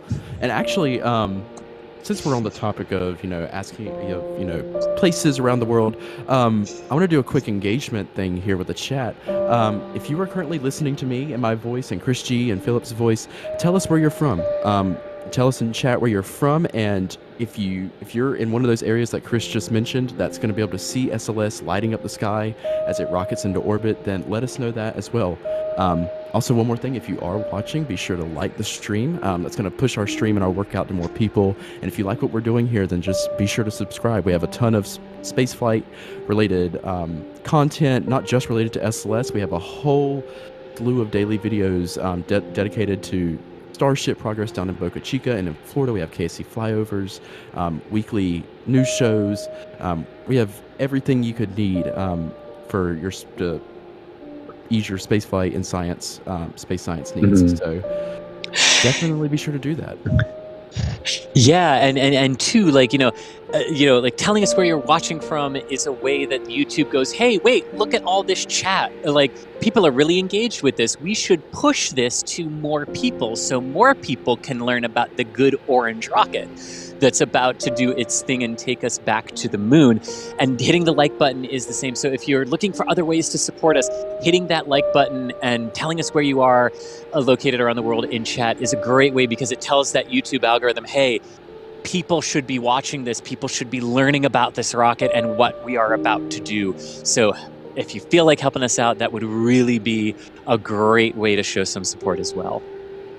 And who doesn't want to learn more about SLS and Orion and big solid rocket boosters? Come on. Indeed, yes.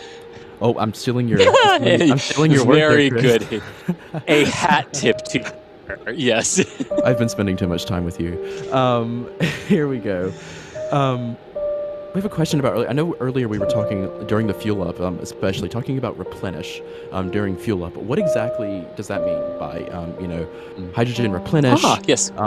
What does that word mean in the context of fueling operations in SLS?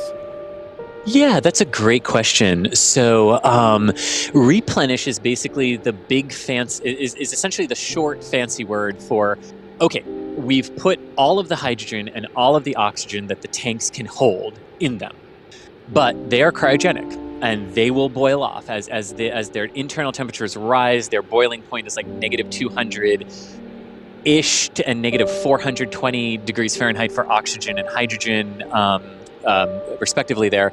And as they reach their boiling point, that liquid turns into a gas. It has to be vented out of the tanks safely, and then replenish is just how much boils off is the exact same amount you keep putting in. So it's basically like when you're at the gas pump and you just keep doing that thing, like after the gas pump automatically cuts off and you just keep putting a little bit more, a little bit more, a little bit more, a little bit more.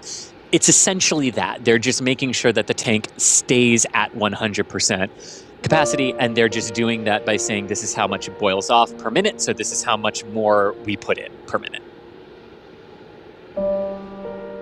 There you go. Okay, Chris, I'm just going to keep on throwing these questions at you here, especially since this one is semi-show related. Oh, perfect. So we know during the shuttle program, of course, the space shuttle use twin solid rocket boosters like SLS does here. Essentially, I think we can just say that the entire core stage of everything below the ICPS and the adapter on SLS is sort of like the space shuttle external tank and solid rocket boosters. No. Oh. It's a little bit more than that. Yeah, it's a lot. Yeah, you can make that claim somewhat for the solid rocket boosters and the RS-25s, although they have been modified from their shuttle era designs to service SLS. The core stage absolutely cannot be thought of as the external tank. It is not just the external tank. And so basically, you could make the argument that the RS-25s, the solid rocket boosters, and the RL-10 are all known quantities. Everything else needs to really be thought of as absolutely brand new. Yeah. Yeah, okay, so I want to hit this question real quick. It looks like we have an update coming in. Here, let's hit that update real quick. It says Adrian and Alex in the back channel are telling us that Launch Control is saying just a few minutes left of work to do with those issues that they're working. So then the poll. Yep. Right. There's another one too, just to throw it in there. So we were talking about a NASA test director poll, and then the final poll being the launch director, but there will also be a poll of mission management team in front of those two. But the big one is the launch director, and Charlie Blackwell Thompson is going to be the person that gives the go to launch this vehicle. But we're getting pretty close now, it sounds like. Yeah, it really does. And you can see her there in the middle of the picture now, on the screen there. So, the gentleman to the right of her is Jeremy Graber, who's the assistant launch director. You can see their name tag. Well, not name tags, but their title tags on the desk there behind their monitors. So, but they're both working. They're both listening to the polls, probably listen to the integration console that they basically focus on all the issues that they're dealing with, and also listening to the NASA test director who's kind of orchestrating the launch count. And so hopefully we're a handful of minutes away from hearing the launch team poll for launch. Oh, man. Which will be incredibly exciting to just start hearing the goes and the discussions that ensue from that. Right. Let me throw something in here. Hopefully I can get this in too quickly. You guys were talking about replenish before. Another advantage of doing that is it also conditions the temperature of the cryogenics in the tanks. You get a little bit higher density. You're putting cold liquid hydrogen or liquid oxygen in the bottom of the tanks, and you're getting rid of warm liquid oxygen, liquid hydrogen that's venting off and boiling off on the top, and that actually increases the density of the fluid, since this is a rocket that uses essentially sort of boiling point cryogenics. So it also serves to condition the propellant to a good temperature for ignition and firing. And that's one of the things we were talking about, where we were talking about, well, how long do they need to be in stable replenish for? Because it helps to temperature condition the propellant. And about a minute away now at least a minute away from the anticipated go, no go poll here for SLS, the ICPS has also undergone its cycling of the LH2 valves as planned, and is now into the planned cycling of the liquid oxygen valves as well. Ooh, and other than that, we're going to take a pause on the questions here for the poll coming up here. For this, because this is a very critical moment for the team as they prepare to step into, they prepare to see if they are ready to step into terminal count. Okay, but they're still... Okay, but we still don't have a T0, so, as I said, that all that means is that it might be real quick. It's going to just be, we'll see how they handle this here. If they were going and to... we have Right. Sorry, big update here. There are no constraints to launch.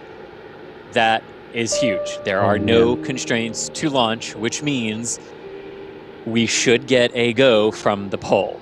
But if the team is not working issues and there are no constraints, this should make the poll fairly straightforward.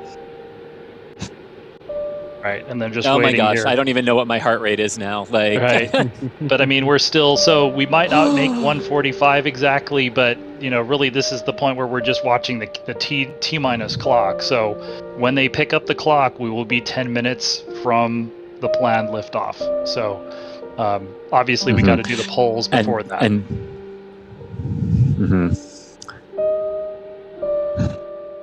All right, so as you heard there, we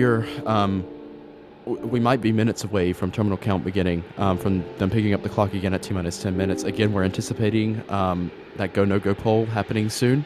And that's going to tell us if NASA teams are ready for this rocket to fly, to send Orion to the moon. Yeah. And, you know, it has, I mean, almost by coincidence, it's 49 years and 11 months, almost 50 years exactly since Apollo 17 lifted off for the final. Sounds like we're going to get the audio here. Okay, silence. I copy all entities. At this time, I will proceed with my poll. Okay. And attention on 232, this is the launch director performing the final poll for launch. Verify no constraints and go for launch. EGS, Program Chief Engineer. EGS Program Chief Engineer verifies that the EGS, SLS, and Orion Program Chief Engineers have no constraints and are go for launch. Copy, Greg. Thank you. EGS Chief Safety Officer. The EGS CSO verifies the SLS, Orion, and EGS CSOs have no constraints and are go for launch. Copy, John. Thank you. Range weather. Weather has no constraints and weather is go for launch. Copy, LWO. And Mission Manager.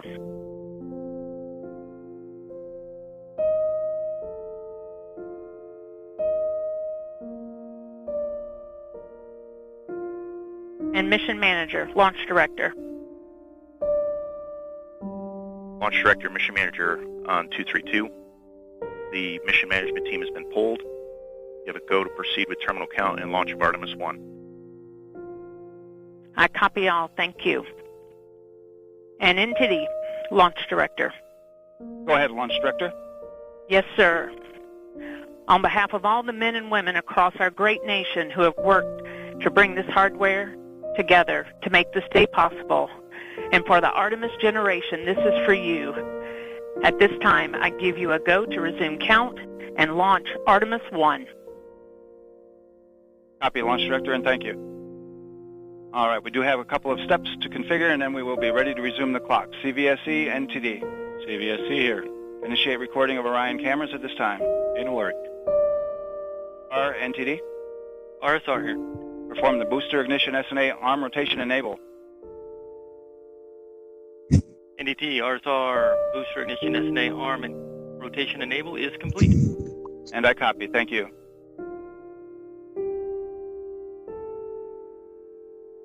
All right, and all personnel, we are going to resume the clock here momentarily.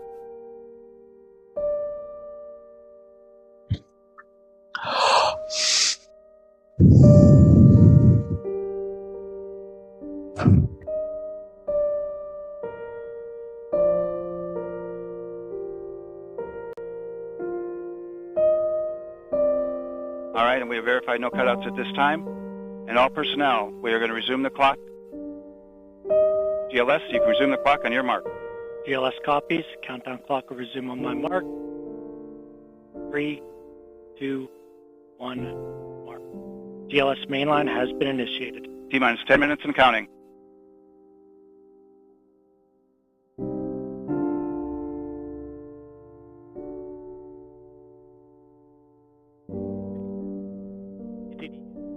Show 064744 is the new liftoff time.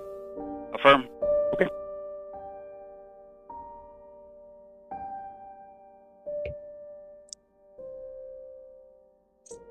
I think I heard the T0 was 064744. Did you guys hear that? That's based on the pickup time. So something like that. Something like that, yes. That would be in Yeah. UTC, obviously.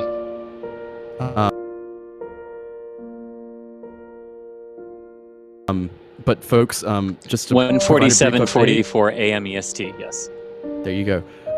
Artemis 1 has entered terminal count. We are at less than T-minus 10 minutes away, T-minus 9 minutes now till the launch of Artemis 1. Do we want to walk through real quick what's going to be happening in these next 8 or 9 or so minutes? Yeah, I'm actually going to turn that over to Philip. I am getting way too emotional to speak. Well, I think we're going to go get ready to actually right. for the liftoff. So I'm going to hand it off to Philip, and good luck, everyone. All right, and I'm not going to. We definitely only have a few minutes here, but basically, there are not too many milestones or major milestones until T-minus 6 minutes. But at 6 minutes, they'll start pressurizing the tanks in the core stage, and then they will at 4 minutes the core stage auxiliary power units will start. Then they will basically they'll start they'll be pressurizing the core stage tanks. They'll go into this final hydrogen engine bleed about 4 minutes 40 seconds, and basically when we get down to T-minus 6 minutes, you'll start to hear a lot more of these milestones called out. And I think really we just want to we're probably I was planning on just listening to the ground launch sequencer milestones, and hopefully it'll be fairly self-explanatory. If there are any issues, we'll just listen, and we'll try and fill in as we can. But I think at this point, at least my inclination is to just listen to the. We should be hearing mostly just the ground launch sequencer engineer calling out the milestones, and we should probably hear the next one here at the T-minus 6 minute mark. And so I don't know if we have any, if we don't have anything here, but in terms of at the very end, the pre-lift off water will be released about somewhere around 16 seconds before, T-minus 16 seconds. The hydrogen burn igniters, those will be fired at 12 seconds. We'll get the final go for main engine start at 10 seconds, and then the engines will start about just a little bit over 6 seconds before liftoff. And so at that point, things will be going so fast that we'll just be watching. So, but really, we'll hear all these milestones here beginning at T-minus 6 minutes, and hopefully that's all we hear, because that means things are going well. And so we're getting pretty close here to the 6 minute mark in the countdown. And Philip, just to confirm, I mean, this is 6 minutes, 6 minutes. There's not like another hour of built-in holds or anything, correct? That's correct. There are no planned holds from here on down. All right, we're going to keep on listening in. We're listening to the launch loop as well, y'all. Core stage tank pressurization. There we go. So that's the 6 minutes, and so that's what we're doing. Let me just look here. So the next milestone that we should hear would be at the T-minus 5 minute point, and that'll be go for FTS arm, so the flight termination system that will be armed for flight at 5 minutes. And so I'll try and duck in some of these when we have a little space, but as we get closer to liftoff, we're obviously the events are gonna the pace of events are gonna pick up.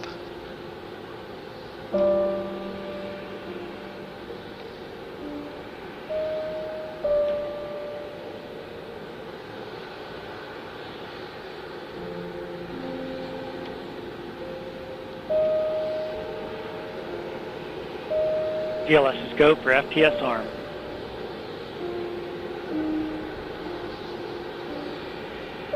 Okay, the next milestone will be at 4 minutes 40 seconds here quickly. That'll be go for, I don't know if he's going to say LH2, but go for high flow bleed. GLS is go for LH2 high flow bleed check. All right, there we go. And the next milestone will be at 4 minutes, which will be go for APU start on the core stage. And so as long as that's all we're hearing, things are going well.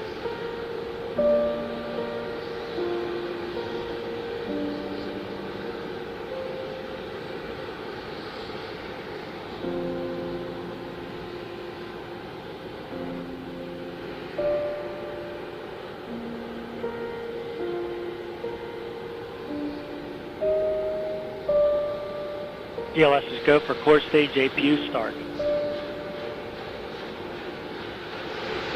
And you can hear the APUs. A little bit of chugging from the APUs. I don't know if we'll be able to see the exhaust that's way down at the bottom of the stage. If we have a shot of the engines, we might be able to show a little bit of that. Let me see if I can. I just need to bring up the big picture here.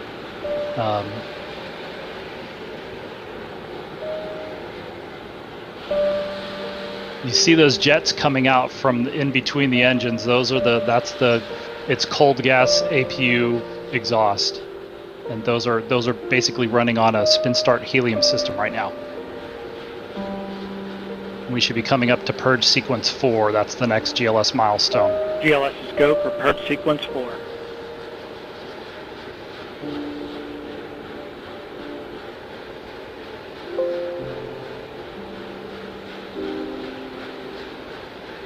And so the next milestone will be at 2 minutes 30 seconds.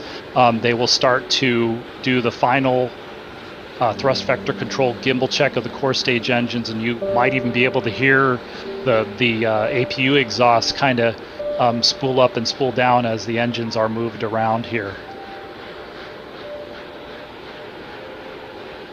So we should see that on this camera relatively easily. And there they go. You could.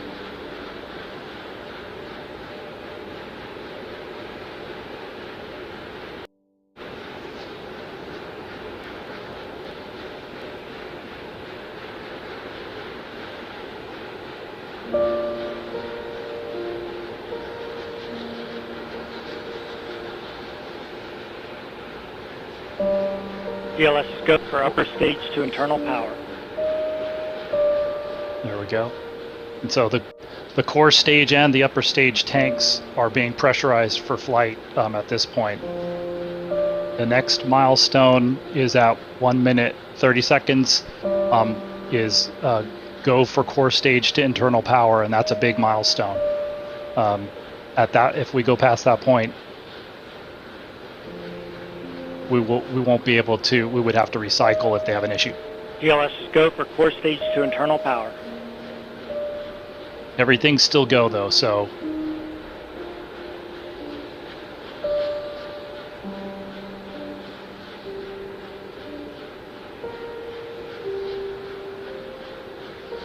I'm not sure if we're going to hear just a call out at 1 minute or not. We may just hear the GLS. If in that case, well, let's wait here. 1 minute. There we go.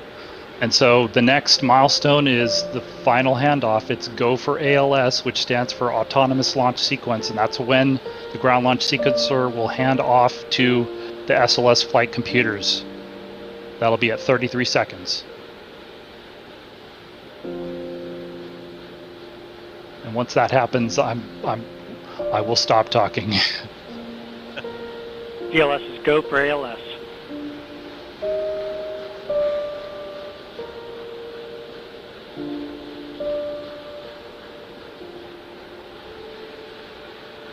$20.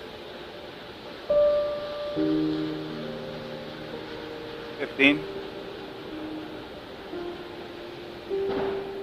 10. GLS is go for core stage engine start.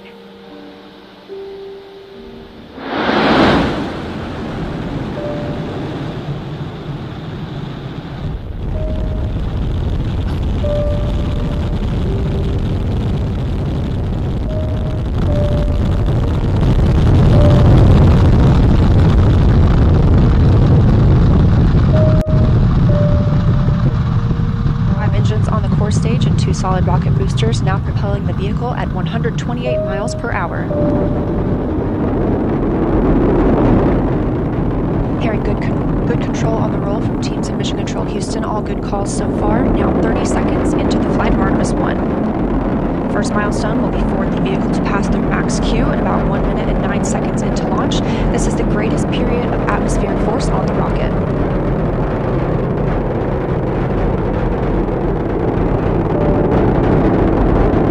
SLS now traveling 607 miles per hour.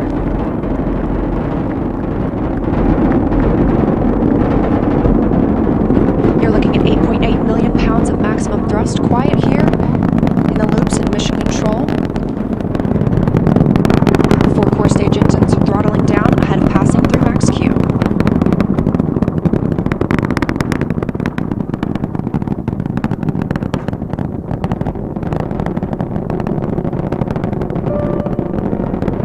Now 1 minute, 21 seconds into the flight, traveling at 1,420 miles per hour. The 4 core stage engines are back at maximum thrust. The next major milestone will be for the solid rocket boosters to cut off and jettison at about 2 minutes and 11 seconds into the flight, so about 30 seconds from now. Again, quiet here in Mission Control Houston as teams continue monitoring the flight of Artemis I. We're now 16 miles downrange from the launch pad at Kennedy Space Center, traveling over 2,800 miles per hour.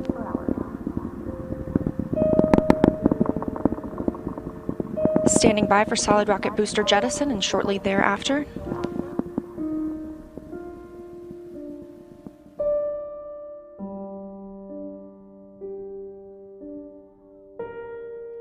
Confirmation that the solid rocket boosters have separated, these 177-foot boosters.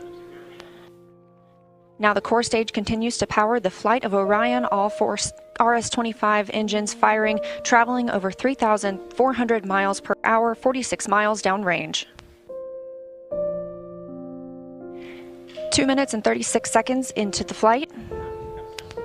Hearing nominal calls here in Mission Control Houston.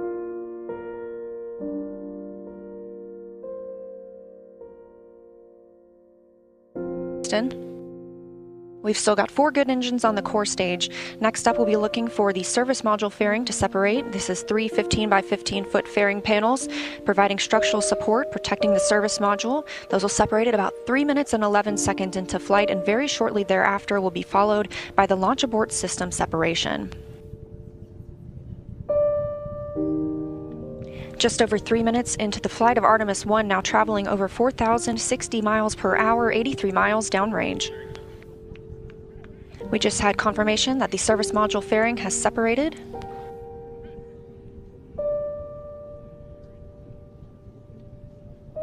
And that the launch abort system pyros have fired, separating those from Orion as well.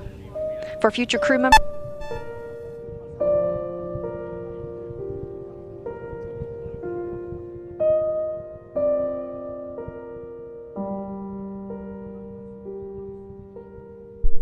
we just heard the call for 3 engine press, meaning if SLS were to lose an engine at this point in the mission, we could still achieve a nominal mission. We would just have an extended main engine cutoff time. However, we still have 4 good engines, all at maximum thrust right now, powering the first flight of Artemis at 5,200 miles per hour, 148 miles downrange.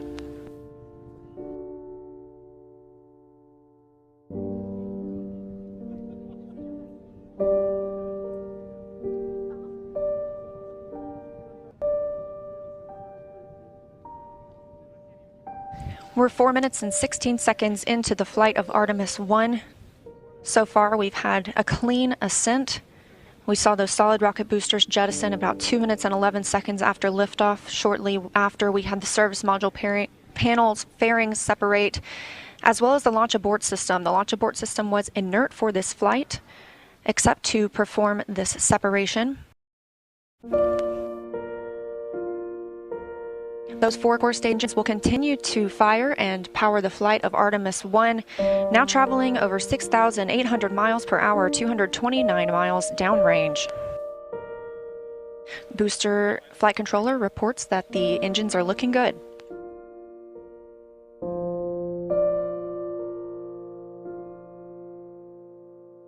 Our core stage main engine cutoff time is about 8 minutes and 3 seconds. We are now 5 minutes and 11 seconds into the flight, 7,656 miles per hour.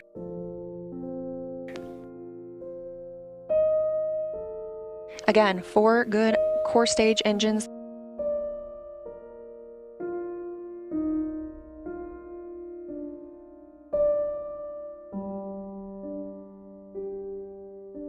Those 4 RS-25 engines.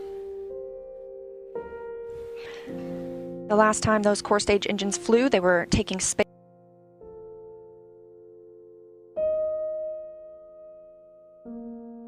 shuttles to orbit, and now with upgraded capabilities, they're launching the future of human spaceflight.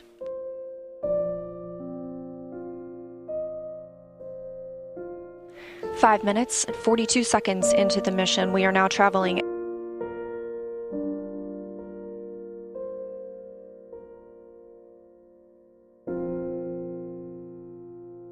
8,800 miles per hour, 345 miles downrange from the launch pad at Kennedy Space Center.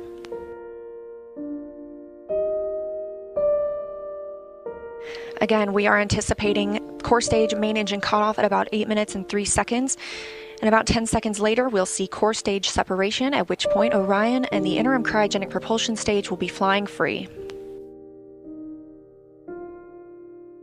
Now traveling over 10,000 miles per hour, 6 minutes and 15 seconds into the flight of Artemis I, 427 miles downrange. Quiet here on the loops in Mission Control Houston. Teams continue to monitor this first flight.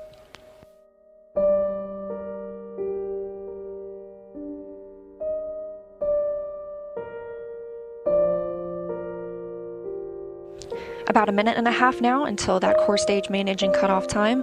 Our 4 core stage engines continue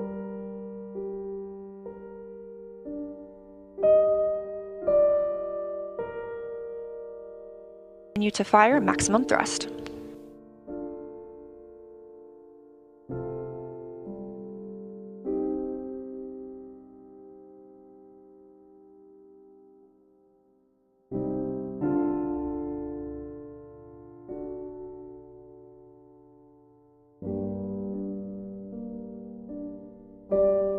Coming up on 7 minutes since launch today, now traveling over 12,800 miles per hour,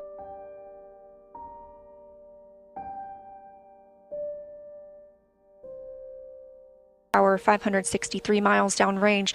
Again, still quiet here in Mission Control Houston.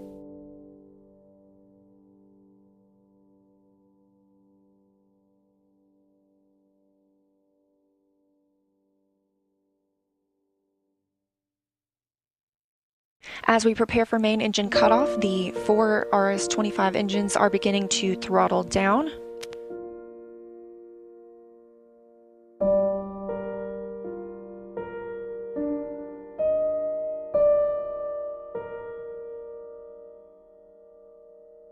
"30 seconds now until core stage main engine cutoff. All 4 engines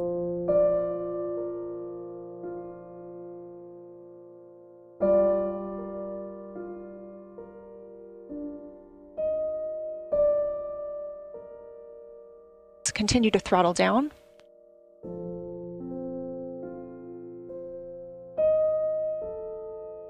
Now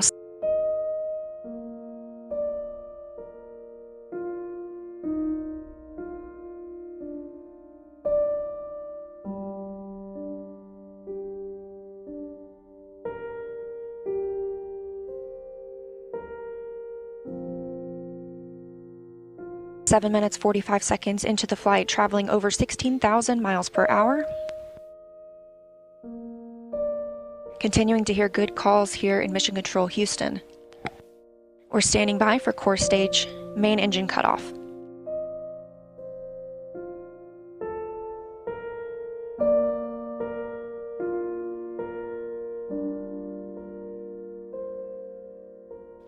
And we have confirmation of core stage main engine cutoff. Orion is now in Earth's orbit.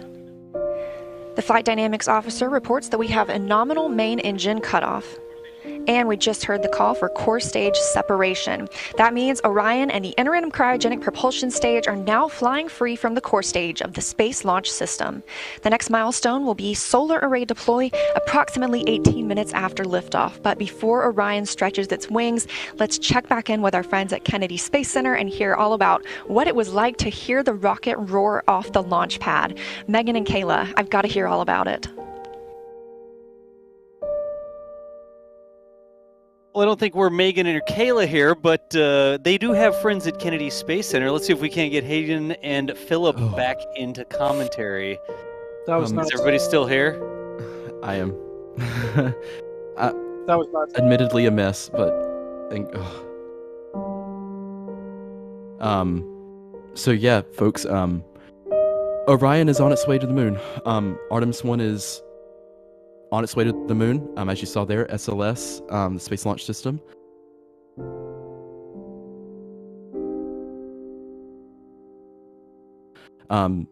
Beautifully and successfully lifted off of Launch Complex 39B at the Kennedy Space Center in Florida. It appeared to be a clean ascent. SRB burnout and separation was beautiful. It looked very clean. And as we saw there, all indications show that separation of the core stage from the interim cryogenic propulsion stage were good. So let's see if we can check in, Hagen, with the folks out in the field. Yeah. I know we heard I'm from ready Jack to hear Chris G. briefly. I think Chris G is going to be coming back in. I want to Chris G is here. He's getting on comms. He is. I think he's composing himself. The sound was almost scary for a moment there. It went. We're on our way to the moon. Congratulations to NASA.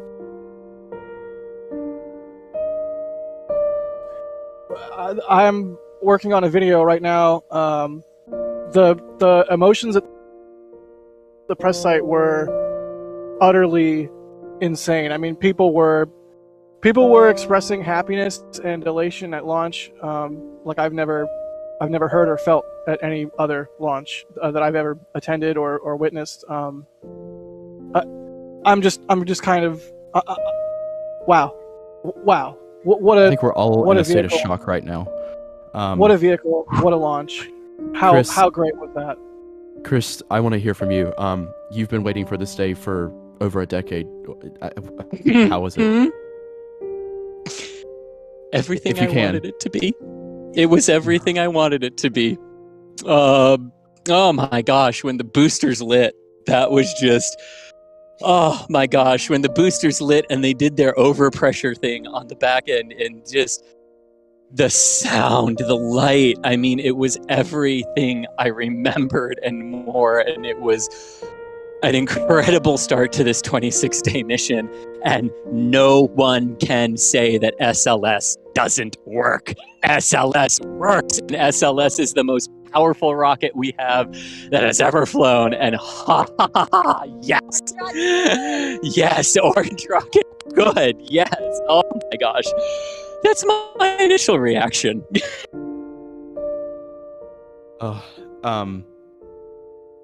Okay, do we have Philip back with us? I'm sure he is just as Oh, shoot. elated. How did I get muted? I was, if I've been muted the whole time, I apologize. But I mean, I would say to me, we waited a long time. It took them a while to get everything to line up, but that's why they waited this long, is because they wanted it to be a clean, boring launch. And this is only the first half of it, but these are the systems that they've been working with for a while. The boosters and the core stage seem to have worked perfectly. And so this is what they wanted. They wanted a clean launch. This is, it's a flight test. It's only one launch, but they wanted to launch in the middle of their in the sweet spot, to give it the best chance of success. And at least, we're just talking about the core stage and the boosters, but that's the base of the SLS, and they both performed almost flawlessly. We didn't hear of any issues going uphill at all. Yeah, and you know, the other thing I'll say, because this is the emotional part for me. My generation has now seen a human-rated vehicle launch to the moon and launch to another planet, another celestial body. That is the emotional moment. Like, for so many people who remember Apollo and saw it with their own eyes, and to those of us who weren't here yet, this was an incredible moment to experience. I mean, like you were saying earlier, Sawyer, the combination of Apollo 4 and Apollo 8 in a very interesting way for what they are doing here. But that's the emotion of it. We've seen a moon rocket launch, and I'm going to let Sawyer. But I mean, we have seen a moon rocket launch.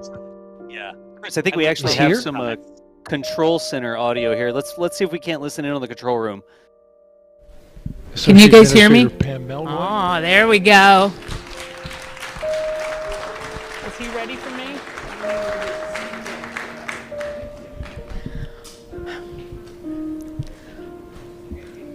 Well, for once, I might be speechless. So you guys know I have talked a lot about appreciating the moment that you're in. And we have worked hard as a team. You guys have worked hard as a team for this moment. This is your moment.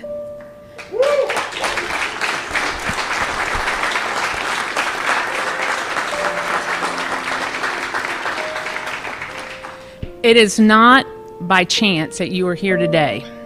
So I want you to look around at this team and know that you have earned it. You have earned your place in the room. You have earned this moment. You have earned your place in history. You were part of a first. Doesn't come along very often. Once in a career, maybe. But we are all part of something incredibly special, the first launch of Artemis.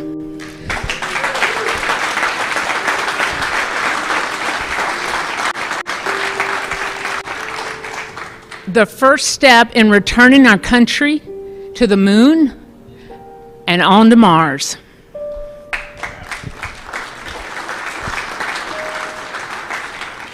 What you have done today will inspire generations to come.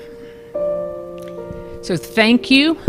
Thank you for your resilience. You know, I said at the pre-test briefing, the harder the climb, the better the view. We showed the Space Coast tonight. What a beautiful view it is. So congratulations.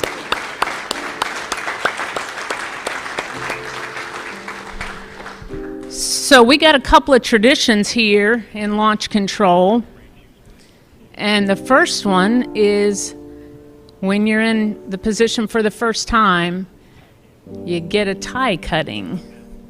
And so I have my launch director scissors. And I'm going to get my tie cut by a couple of legends that are here. And then anyone who wants their tie cut will be making the rounds in the firing room. You got your console chiefs. If they want to do it, that's fine. If you want me to do it, you might have to wait a little while, but I'll stay all night if I have to. It'll be my pleasure to cut ties. So I'm going to take care of mine, and then I have one other presentation that I want to make this evening.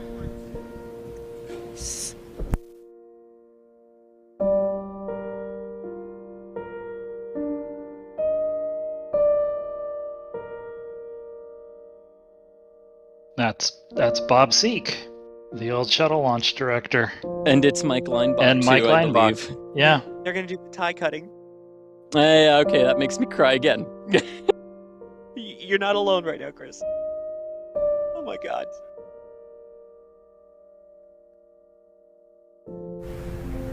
Nice. That's awesome. This is Charlie Blackwell Thompson, Artemis I launch director. She just got her tie cut. That is a tradition here at NASA. We just got to hear her talk to the team, and one thing that really stuck out to me that she said is All right, sounds like they're going to go back into talking about things. But again, Chris and Sawyer were sort of hopping in. Philip talking about the tie cutting ceremony there. Wow. Say it does. Well, it is my very favorite shot. Yeah, we were real quick there. It was the very favorite shot on launch day. It is the empty mobile launcher. Does not have an orange rocket anymore. Orange rocket's payload, I guess, is on its way to the moon. Yeah, thanks for bringing that need shot up to there. Go ahead, Philip. I just want to remind, we just need to keep in mind, this getting as far as they've got is a big accomplishment, but we're getting pretty close here to when they were going to deploy Orion solar arrays, and so I know there's that milestone. Then we have a little bit more time before the perigee raise maneuver, which is about 51 minutes after liftoff. But we do want to hear. Hopefully, we'll get an update here. It looks like over on. Oh, here we go. Maybe we'll get an update here because we are waiting for solar array deploy on Orion. Yeah, while they look for that confirmation on solar array deployment, though, to reiterate what the team was able to do today, they launched the SLS rocket less than a week after a hurricane came through this area when it was out at the pad, and they cleared that vehicle and got it ready and launched it. Awesome. That is now the most powerful rocket in existence at the moment that has flown to orbit. I guess they didn't need that RTV that peeled off the side, huh? I hope not. Precisely. I don't think so. So we just have to. But yeah, we're basically we're only halfway there. But as I said, those are the really high energy pieces of SLS, the solid rocket boosters in the core stage, and they worked with seemingly flawlessly. So I don't know. Are we looking at? Is this live? Here we go. Okay, this is maybe a little bit low frame video. That's live. That's the solar arrays. I don't know if that was from one of the tips of one of the other ones, or that's live. That's live from the GoPros at the end. Oh my gosh. Yeah, that's from the end of the solar array. Okay, and it's still extending out, but great. This is it's going to be a little intermittent, but this is for a little bit of time. This vehicle will be in Earth orbit. Oh my God. So where are we here? I mean, we're let's see, we're only 20 minutes in here, but we're still a little bit more than an hour away. But in a little bit more than an hour, this vehicle is going to the moon.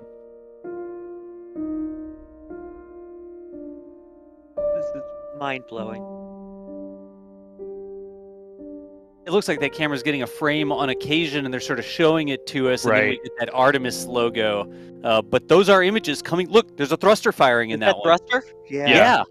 That's the ICPS attitude control system, basically. And so all of these things. It took a while to get here, but. We're seeing the attitude control system is working, and on the ICPS, and we're getting. I'm not exactly sure where that was from, but now we're seeing. There we go. We certainly are seeing at least two of the arrays are, like mostly extended. Yeah. If you look this is the flight control room, but we're getting. Side, you can sometimes see their view.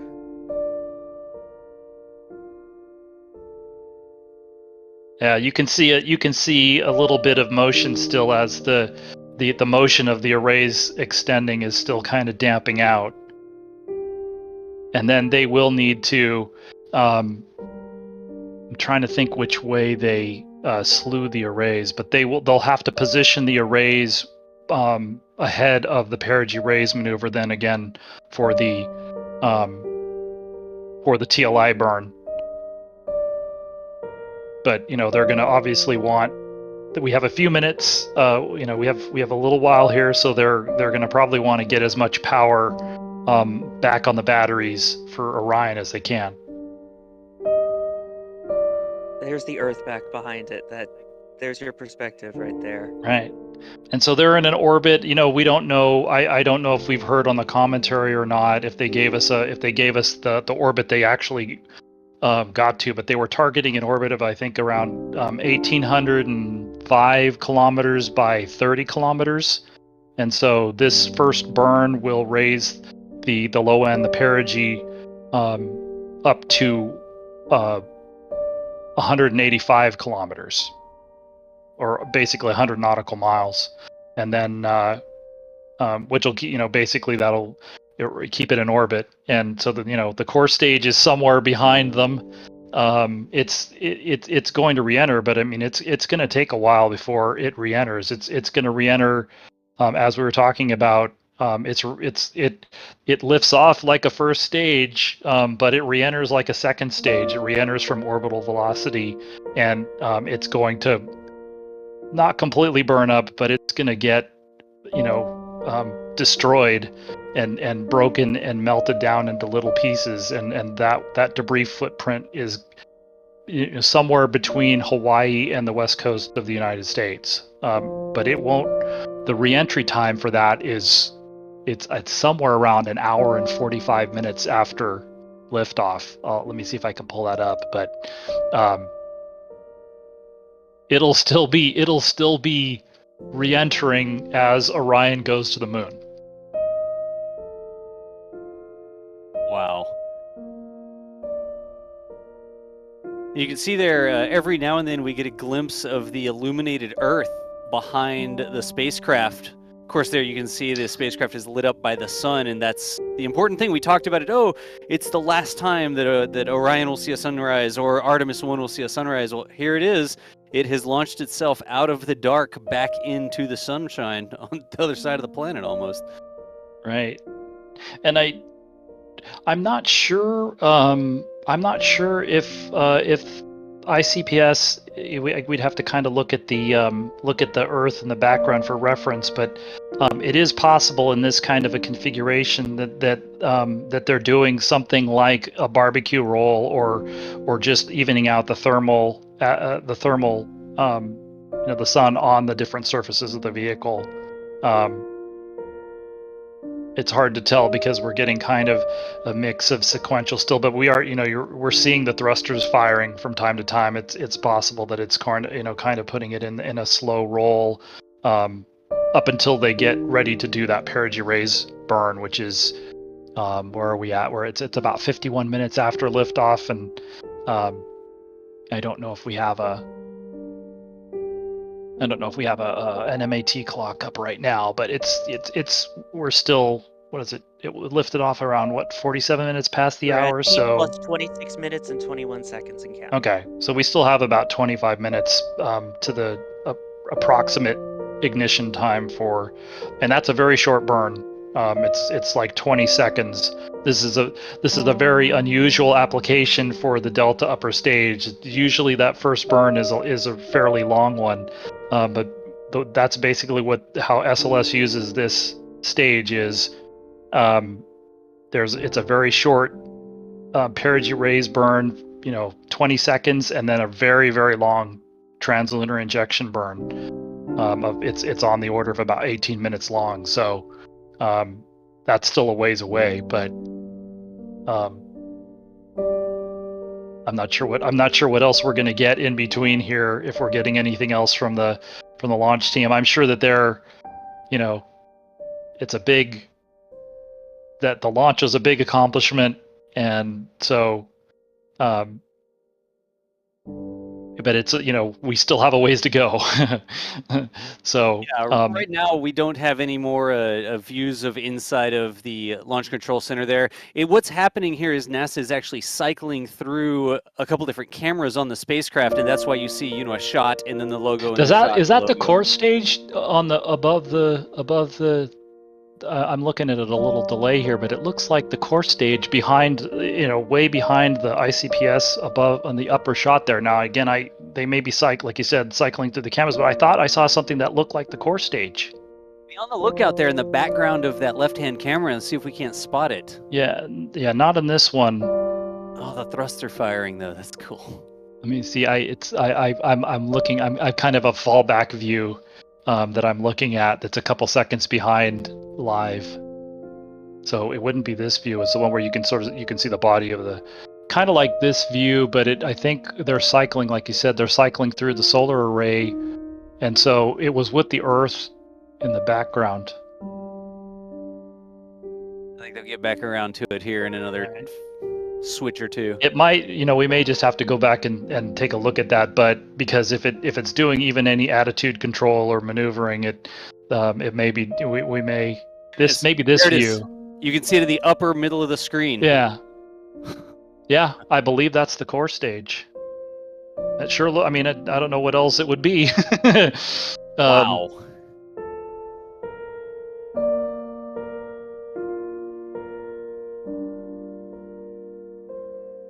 And who knows? I'm not sure we would really know what the core stage is. Basically, after it separates, it has no active attitude. It has no attitude control system once the engines shut down. So, I think one of the things that they were planning on doing after the ICPS separated is they were recording views. One of the unfortunate things was we didn't get any. I don't recall seeing any views from the onboard cameras, but they were recorded, and I'm sure they transmitted what they could down live. We just didn't get any of that live, but they were also supposed to record those on the stage, and they were hoping, because it takes a long time for both of these objects to go all the way up to the 1800 kilometer apogee, that there would be enough time to downlink all of those recordings. Whereas you would be streaming the video live to ground stations, they can just download those or transmit those video files straight to the ground, and the vehicle's going. The vehicle it lifted off. The launch azimuth was probably something between something in the it was something slightly north of east, as we were talking about, and so it's just a question of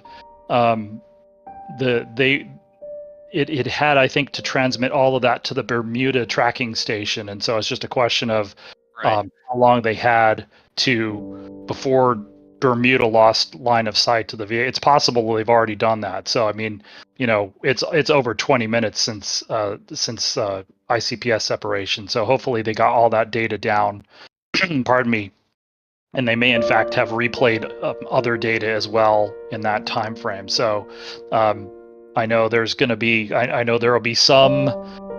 Fingers crossed. We'll be asking public affairs to get any of that at some point here over the next handful of days. So I hope that's not all export controlled. Philip, real quick, what are we seeing cascading off of the tower there? That's probably the fire extinguishing, that water. They're just deluging, they're spraying down the tower and all of those systems, just because it got hosed by the vehicle as the vehicle cleared the tower. That's obvious, that's normal, but they're basically just going to keep that fire water deluge on the tower to cool things down and to save them, and obviously to protect the systems as much as they can. So yeah, it's just they're just spraying everything down with water. All right, I think really quickly we had Sawyer Rosenstein out in the field as well there at KSC. Sawyer, we got you back on comms here? Yep, can you hear me? Yeah, we can hear you. How was that? I was probably crying right next to Chris G there. That is one of the most unbelievable things. I gotta say, I miss those SRBs from shuttle. The rumble from that. At one point, I just screamed, "Oh my god!" and I couldn't hear myself scream. That's how loud it was. It was all enveloping. My clothes were shaking. My insides felt like they were shaking. I was shaking, not both from sound and from excitement on that. And if I can get personal here for just a second, 11 months ago, I had a surgery that had complications and was told I had a 50% chance of living through it. And my main goal from all of that was, I want to see Artemis launch. I'm going to get healthy and get myself ready so I can see Artemis launch. It happened, and I was here for it. And so from just a personal point of view, this is a dream accomplished.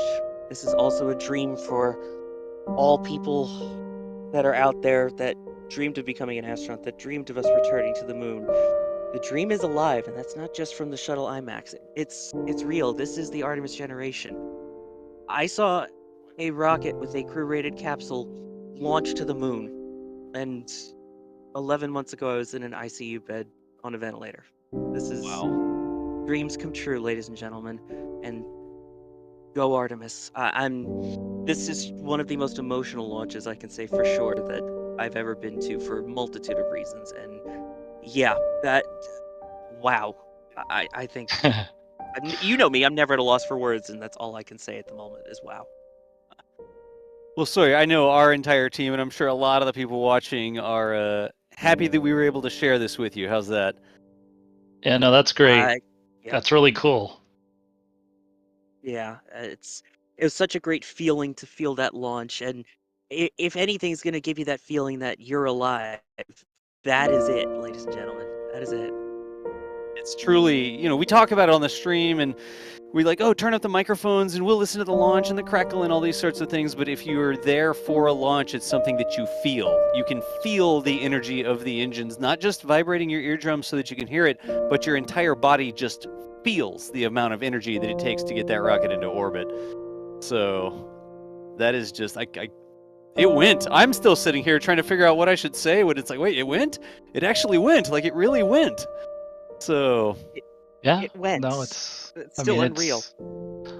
Yeah, I mean, I think I think the thing, they had a few issues that they had to deal with, but I think really the most striking thing about tonight was how smoothly things went. I mean, an amazing, the terminal count. We talked about, well, if they had to stop here or if they had to stop there, but that's why they prepared so hard and so long for this. Is that's what they want. They wanted just a clean terminal count and a clean ascent to orbit, and that's, I think, the most striking thing about it is that for all of the obstacles that were in front of them for this, it was a very very clean night in a lot of ways. Christy was talking before the liftoff about while we were in the hold, the issues that they had today really reminded me more of an old shuttle countdown, range computers and sticky pad valves or sticky mobile launcher valves, and so yeah, I mean, that's it took a little while, but this is the payoff. This is what they were looking for, was a smooth countdown to launch and a smooth ascent to orbit. And as we keep saying, we're only about halfway there, but this was a you can see how happy everybody is in on the launch team and at the press site. And that's another thing that harkens back a little bit to shuttle there, is just how fast that last 10 minutes goes. Once you get into that terminal count and everything beyond there, the time flies. 10 minutes felt like 10 seconds. I was surprised because, we're working all sorts of technical stuff and feeds are coming up and we have things that we need to change to make the broadcast work. And I'm like, oh, yeah, I'll join and I'll talk for 30 or 40 minutes and then it'll launch and, no big deal.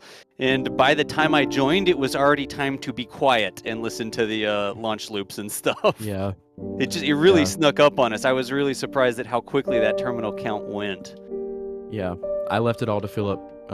He did a phenomenal job at getting us, just providing us with those updates down the terminal count. But yeah, Hagen, I think we were getting some shots from our photographers off Twitter and stuff like that, correct? They are absolutely gorgeous. We're gonna see if we can pull them up here in a minute. But Michael and Nate, of course, Michael Baylor and Nate Barker. There you go. It's Michael's shot right there, I believe. Oh man. Wow. It takes the words out. I mean, I can't. It really did light up the sky. Man. Yeah, it's gonna be. We're gonna be looking. We're gonna be really excited tomorrow. Or when is camera pickup? I mean, they've got all those cameras deployed around out at the remote sites. No. Those should look pretty cool. Later today. Yeah, essentially. Oh yeah, it's the next day now. Right. Oh. Like it's still, well, I still got 30 minutes here on the West Coast, but yeah, that'll be. I think looking forward to that. I think we can all say that we are just collectively in shock right now. This one right here you can see here's a shot from Nathan Barker, another one of our photographers who is out there at the Cape today. Or tonight, just gorgeous. Man, look at that smoke plume. That is something I will say.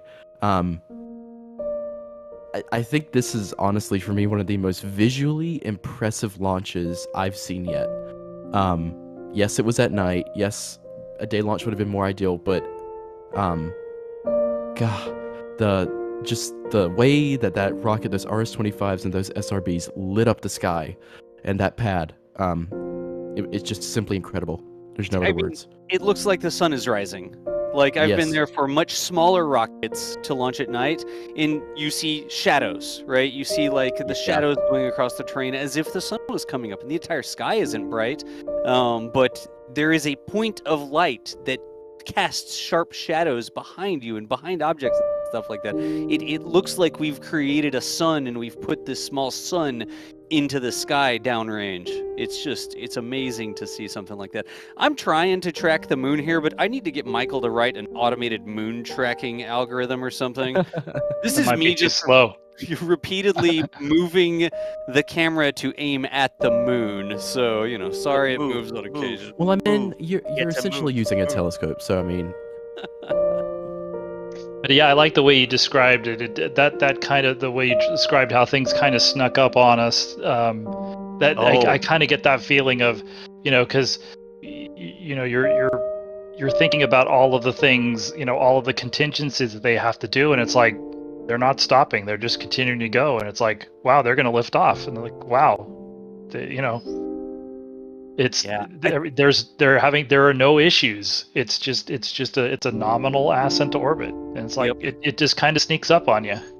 I think we've actually got a replay here, real quick. Jack was out there rolling Jack's video. Cameras, yeah. Let's see if we can't get that from Jack. Yeah, this one was a little bit tough. You can kind of you got to pick your poison, right? Some people were shooting stills, some people were shooting video. I decided to shoot video on this one. Nice. And it's pretty nifty. Is that real time? That's real time. That's real time? It's not slowed down. That is real time. It was sped up. Hang on, I'm attempting to upload a shot of SRB SEP. It's absolutely It looks like amazing. you can see a little bit of it. You can see a little shockwave, at ignition. Yeah, there's a shockwave there. It's what a special launch. Thank you everybody for all the support and for tuning in for stuff like this, so we can do stuff like this. Yeah. I hope they're willing to talk about some of these things. I'm watching the Rainbirds dump the water on the mobile launcher and wondering how that went, how that worked.